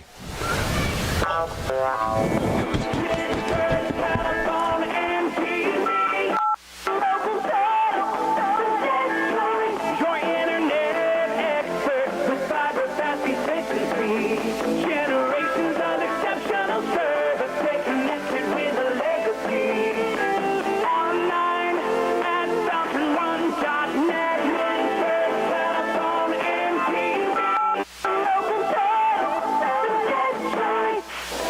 this is Greg Wilkett, President and CEO of Floor BWXT Portsmouth. We want to wish all the schools good luck on a safe and successful season.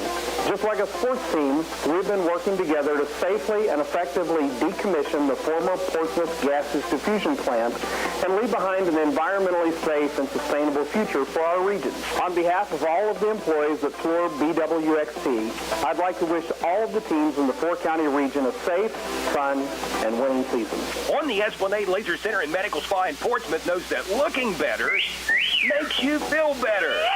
Remember, the players aren't the only ones who want to look good under the Friday night lights, and On the Esplanade can help you look your absolute best. With 14 years of experience, Jeannie at On the Esplanade specializes in medical aesthetics and skincare, offering such services as Botox, scar revision, laser tattoo removal, laser hair removal, and cool sculpting. Visit On the Esplanade, 813 Gallia Street, Portsmouth, and follow On the Esplanade on Facebook. Be listening to high school sports all season long on Hometown Radio of Portsmouth, presented by Appalachian Marketing Media, Sherman Cricker Insurance, Atomic Credit Union, the Scioto County Career Technical Center, Donnie Martin Heating and Air, Clark's Pump and Shop, Dyer Insurance, SOMC, Monroe's Frame and Collision, the McKinley Funeral Home, Portsmouth Insurance, a TAH benefits partner, as well as the Glockner family of dealerships. Holbrook's Hometown Pharmacy, your locally owned Health Mart pharmacy, believes you should be treated like a person, not just another number. Health Mart pharmacist Brandon Holbrook always takes the time to get to know you, explain your medication, and answer any questions you may have. Brandon takes pride in knowing his customers by name and providing the service you would expect from a trusted friend. Visit Holbrook's Hometown Pharmacy, your locally owned Health Mart pharmacy, at 37C Lucasville-Menford Road in Lucasville. Health Mart, caring for you and about you. This broadcast of high school sports is being presented in part by the Glockner family of dealerships, which include the Glockner GM Superstore in Portsmouth, Glockner Honda Toyota in Portsmouth, Glockner Chevrolet GMC and Buick in Ironton, Glockner Dodge Chrysler Jeep and Ram of Ashland, Glockner Ford in South Point, and Glockner Auto Credit, with 6 locations around the tri-state area: Portsmouth, South Point, Waverly, Jackson, Chillicothe, and Ashland. Shop online at Glockner.com. At Glockner, they make it easy. There are a lot of comfort control companies out there, but none like Donnie Martin Heating and Cooling. Family owned and operated with a genuine concern for the community and the environment. Let Donnie Martin Heating and Cooling make sure that your commercial or residential heat pump or furnace is operating properly and efficiently. Donnie Martin Heating and Cooling can service all makes and models. Phone 740-259-4512. That's 740-259-4512. Donnie Martin Heating and Cooling, proud supporters of local high school sports on local radio. Solomon Norman is a senior football player from West who is in the welding program at the Scioto County Career Technical Center. Solomon says he really enjoys attending the Scioto County CTC. It's fun, meeting new friends, and then welding, hide the sticks, and egg and pig. After school, Solomon wants to be a pipe fitter. The Scioto County CTC, a proven path for building a better future. Learn more at sciototech.org.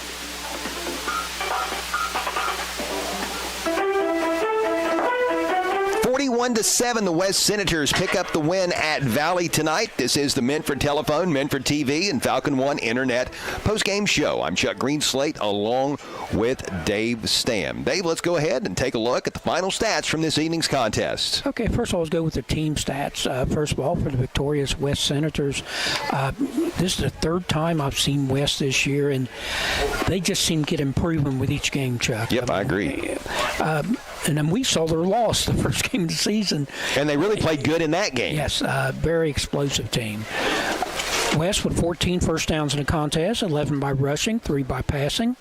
Ran the ball, and this is a strange stat. They only ran the ball 33 times in this game. For a total of 219 yards. 3 out of 6 passing for 106 yards. Total offense of 325 yards for the West Senators. Fumbles, well, we'll get to turnovers here in a minute. Punts, punted 1 time for 29 yards. 5 penalties for 26.5 yards average, or total, should say. For the Valley Indians, 10 first downs in the contest, 4 by rushing, 4 by passing, and 2 by penalty. Ran the ball 27 times for 65 yards. 11 out of 22 passing for 78 yards. Total offense of 143 yards. Punts 3 times for 118 yards total, average of 37.3. Committed 3 penalties for 18 yards for Valley. Individually, leading ball carrier in the contest was Mason Parker for West, 12 rushes, 102 yards and a touchdown. Cole Tipton, nice stats tonight out of his quarterback slot, 11 rushes, 74 yards and a touchdown. Jeffrey Bishop, 4 rushes, 33 yards and a touchdown. Hayden Lohr, 4 rushes, only 1 yard, but it was for a touchdown. Tipton, 3 out of 6 passing, 106 yards, 2 touchdowns. Jeffrey Bishop, 1 reception, 42 yards, a touchdown. Reese Coleman, that's a name we haven't seen too often for West this year. 1 big reception for 49 yards and a touchdown. Solomon Norman, 1 reception, 29 yards. For the Valley Indians, Gabe McNeil, 19 rushes, 66 yards. Zach Witt, 2 rushes for 1 yard. Carson Powell, 6 rushes for a -4. Carson Powell, 11 out of 22, 78 yards and a touchdown. Receiving, Gabe McNeil, 3 receptions, 18 yards, 8-yard scoring pass, and most of it was by Gabe McNeil. Yeah. Great second effort. Jake and Rideout, 3 receptions, 18 yards. Zach Witt, 2 receptions, 17 yards. Aiden Waddell, 2 receptions, 12 yards. And Nick Queen, 1 reception, 10 yards. All right, Dave, I hope you're well rested because you've got some more figures to talk about as we check the turnover report. A service of the Barrett Murphy Insurance Agency at 1031 Gallia Street in Portsmouth. Isn't it time you turned your insurance needs over to Barrett Murphy? Give Dan Cassidy a call at 740-353-3121. First of all, for the West Senators, they committed only 1 turnover in the game. It led to the Valley Indians a fumble that was recovered inside the 5-yard line by the Valley Indians. And it was Braxton Conaway, we found out, a 6'1", 155-pound freshman who recovered that fumble. And you notice that's kind of a trend because the entire night was basically freshmen and sophomores for the Valley Indians. Mm-hmm. Valley had problems with interceptions. Threw 4 interceptions tonight. 2 of them picked out by Jeffrey Bishop as normal. Mason Parker with 1. And Hayden Lohr. Hayden Lohr with the other one on a tip pass. Yeah, and at that tip pass that Hayden Lohr intercepted, that resulted as a result of a great hit by Trevor Fike. And also Mason Parker's interception was actually returned for a touchdown. However, it was called back because of a clip right around the 7-yard line. So that had West starting that ensuing drive at the 17-yard line, and Parker wound up scoring a touchdown anyway. So he got his 6. But, yep, quite a few turnovers tonight, and that is our Barrett Murphy Insurance Agency turnover report. Stop and see Dan Cassidy at 1031 Gallia Street in Portsmouth, or give him a call at 740-353-3121. Isn't it time you turned your insurance needs over to Barrett Murphy? 41-7 the final score. West gets the win. We'll take our final timeout, and when we return, we will give away tonight's awards. This is the Meant for Telephone, Meant for TV, Falcon One Internet postgame show on Mix 99.3. Conley Trucking on Slocum Heights Road in Wheelersburg not only works with commercial businesses, but helps out residents as well. From big to small, Conley's hauls it all. Sand, stone, gravel, dirt, coal, and grain. For fill dirt or limestone, contact Conley Trucking, 776-7634. Employing over 60 local people. In business since 1975. The full fleet of 18-wheelers and dump trucks. Call Conley Trucking, 776-7634. Online at conleytrucking.net. For a quote, email conleytrucking@frontier.com. Hi, I'm Nancy Hawk, the owner of Real Estate Gallery. I'm inviting you to contact any of our professional realtors for all of your real estate needs, or visit our website at realestategallery.com. Real Estate Gallery Incorporated, Portsmouth and Wheelersburg.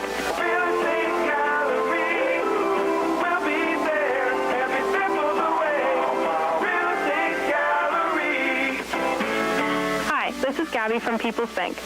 I'm here to tell you about People's Bank's new CD special. It is so good, you need to stop by any People's Bank location today and ask your banker to tell you more. Or visit pebo.com. This special will not last long. People's Bank. Working together, building success. Member FDIC. When you're looking Looking for great landscaping ideas? Visit Portsmouth Block, 2700 Gallia Street, Portsmouth, where you'll find a full line of landscaping products such as decorative brick chips, landscaping block, brick pavers, retaining wall block, concrete landscaping edging, gravel, sand, and much more. Portsmouth Block sells to the public as well as to contractors. Create the fire pit, patio, wall, or water fountain you've dreamed of. Everything you need for the ultimate landscaping look is at Portsmouth Block, 2700 Gallia Street in Portsmouth. Be listening to high school sports all season long on Hometown Radio of Portsmouth, presented by Collier Companies, Little's Septic Service, Little's Grease Trap Removal, Little's Excavating, and Mr. Reuter Plumbing, Gamp's John Deere and Convenience Store, Conley Trucking and Conley River Terminal, Portsmouth Block and Portsmouth Building Supply, People's Bank, the Real Estate Gallery, the Counseling Center, and Hunter Williams Insurance. KC Printing and Promotionals is teamed with Hometown Radio Sports to help you own some of your team's favorite moments. What a throw! What a catch! Open for a three. Got it! Most games heard on WNXT and WZZZ are recorded and archived and can be put onto a sports-friendly, state-of-the-art flash stick available for you to purchase. To inquire about purchasing a game heard on WNXT or WZZZ, call 740-353-1161. The West Senators have topped the Valley Indians 41-7 this evening in Lucasville. I'm Chuck Greenslate along with Dave Stam. This is the Medford Telephone and Medford TV postgame show. For over 100 years, the Medford Telephone Company has proudly served the area with its communications needs. Today, the Medford Telephone Company provides fiber optic internet, TV, and telephone services on the area's only locally owned fiber optic network. Call the Medford Telephone Company at 740-820-2151 or visit their new website at falcon1.net for more information. Go fast, go fiber, go local, the Medford Telephone Company. We do have a few more final scores to relay. Again, our final 41-7, West wins over Valley. The Portsmouth Trojans are triumphant tonight, defeating Chesapeake 28-6. Vinton County knocked off Northwest 33-0. Ironton prevailed over Rock Hill 42-0. Eastern Pike was victorious over Sims Valley 49-0. South Gallia defeated the East Tartans 46-8. Notre Dame topped Greene 72-0. Those are the finals. A couple other scores to pass along. These games are not finals. In the fourth quarter, Fairland was defeating South Point 35-14. In the third quarter, the Gallia Academy was up on Colegrove 28-12. Waverly was leading Medford 33-7 last report. Paint Valley has rallied from a 24-8 deficit to take a 34-30 lead over Piketon in the fourth quarter. Jackson, last report, led Miami Trace 42-13 in the third quarter. At halftime, Fleming County was defeating Lewis County 40-0, and another Kentucky score to pass along. Boyd County is up on Greenup County 34-14 in the third quarter. Wheelersburg and Oak Hill again did not play tonight because of injuries within the Oak Hill program. Oak Hill is supposed to come to Lucasville next Friday to play Valley. We heard from someone in the press box that Oak Hill has said they are going to play that game. We certainly hope that is the case, not only for the Oaks, but for the Valley Indians as well, so they can get out here, play under the Friday night lights, give their kids a great opportunity for some more experience and enjoy senior night to celebrate the only two seniors that are a part of the program. And in Major League Baseball, the Reds have a 9-2 lead at St. Louis. That's in the fourth inning. 41-7 West wins at Valley tonight. That brings us to our awards. We'll start with the Gamps John Deere Outstanding Run of the Game, with the winner receiving a certificate for a T-shirt from Gamps John Deere on Route 140 in Slocum. Nothing runs like a deer. And who is our Gamps John Deere Outstanding Run of the Game award recipient, Dave? That would be Mason Parker of the West Senators. He had a 29 and a 27-yard runs as he ran for 102 yards on 17 carries. And I believe one touchdown, wasn't it? Yes, you are correct. So he entered with 1,017, so that takes him to 1,119. I mean, crazier things are happening, or could happen, but I mean, if he stays healthy, he could be flirting with 2,000 by the end of the regular season if West gets into the playoffs. I mean, who saw that coming after how heavily relied Ryan Sissel? Yeah, was relied on. Man, that's just an amazing job by not only Parker, but by the offensive line in front of him. Next up, speaking of the offensive line, the Portsmouth Block big block of the game. It's presented by Portsmouth Block at 2700 Gallia Street and Portsmouth Building Supply at 1740 Gallia Street, both in Portsmouth. Who we have on this one tonight? Kind of doing double duty tonight. Offensive, defensive lineman, Caden Woods for the West Senators. Several big hits on defense and also several big blocks on offense. Good job, Cade Woods. Yes, sir. He played a very nice game tonight. We move on to the Monroe's Framing Collision Big Collision of the Game, with the winner receiving a T-shirt designating him as the big hitter of the contest. This award courtesy of Kevin Monroe, and there were a lot of big pops out there tonight. Quite a few. Have to give a consolation prize to Trevor Fike for the hit on the pass. Completely legal hit, but we give it tonight to lineman Dane Smith of the Valley Indians. Several big defensive hits in the first half, but particularly a 6-yard sack. Yeah, he did play a very nice game, made some nice plays, especially that particular play that you alluded to. Lastly, we've got our Roger and Snuffy Player of the Game, presented by Collier Companies in honor of longtime area sports broadcasters Jim Snuffy Smith and the late Roger Gray. Roger actually lived out his life nearby Valley High School and called a lot of Valley games over his last few years at WNXT before retiring. Always loved to come out here and watch the Valley Indians. Collier Companies is located on Collier Corner at 1661 State Route 522 in the Berg and consists of Collier Construction, Collier Leasing, Collier Safety Services, and the Collier Medical Primary Care Clinic, which is now accepting all major insurances and new patients. Besides presenting the Roger and Snuffy Player of the Game, Colliers will also provide a $50 gift card from the Scioto River to any defender who forces a safety. West actually took over possession late in the game at about the 1-inch line. I thought we might be giving away a River gift card on behalf of Collier Companies tonight, but not to be. West didn't get thrown in the end zone for a safety. They actually wound up turning the ball over, and Valley wound up scoring on the game's final play. So we'll hold on to that $50 gift card from the Scioto River another day. We do have our player of the game to talk about, though, and tonight's Roger Gray and Jim Snuffy Smith Player of the Game is a young man who's earned a few of these throughout his career, and he might earn a few more. He's going to receive a T-shirt and a certificate courtesy of Collier Companies. Dave, who is it tonight? Well, tonight was just another great all-around game. Jeffrey Bishop of the West Senators ran the ball 4 times for 33 yards and a touchdown.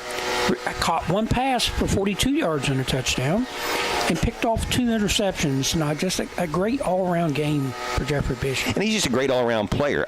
At the conclusion of this one now, he has over 300 yards rushing and 6 rushing touchdowns. He has over 300 yards receiving and 6 receiving touchdowns. He's up to 13 touchdowns in total, and he is now up to 5 interceptions. He had a kickoff return for a touchdown a few weeks ago, too. Didn't he have 2 interceptions? Yeah, he did. He had 2 interceptions tonight. I beg your pardon. So 7 picks on the year. So, I mean, it just doesn't seem to matter what category you're talking about. Rushing, receiving, kickoffs, punt returns, interceptions. He's part of the conversation. Really, truly a triple threat player for the West Senators. Yep, fine player he is. Jeffrey Bishop is our Roger and Snuffy Player of the Game as presented by Collier Companies in Wheelersburg. That is going to do it for us. Again, don't forget to tune in to the Saturday Morning Sports Line tomorrow on AM 1260 and 95.7 FM. Mark Williams and I will be talking with Scioto County's football coaches, recapping their Week 7 action and looking ahead to week number 8. Your final score again, 41-7. West gets the win over the Valley Indians. A big thank you to our studio engineer, John Kantz, and thanks to our friends from Appalachian Marketing Media, for those of you who watch the stream on WNXTradio.com. I'm Chuck Greenslate for Dave Stam. Good night, everybody.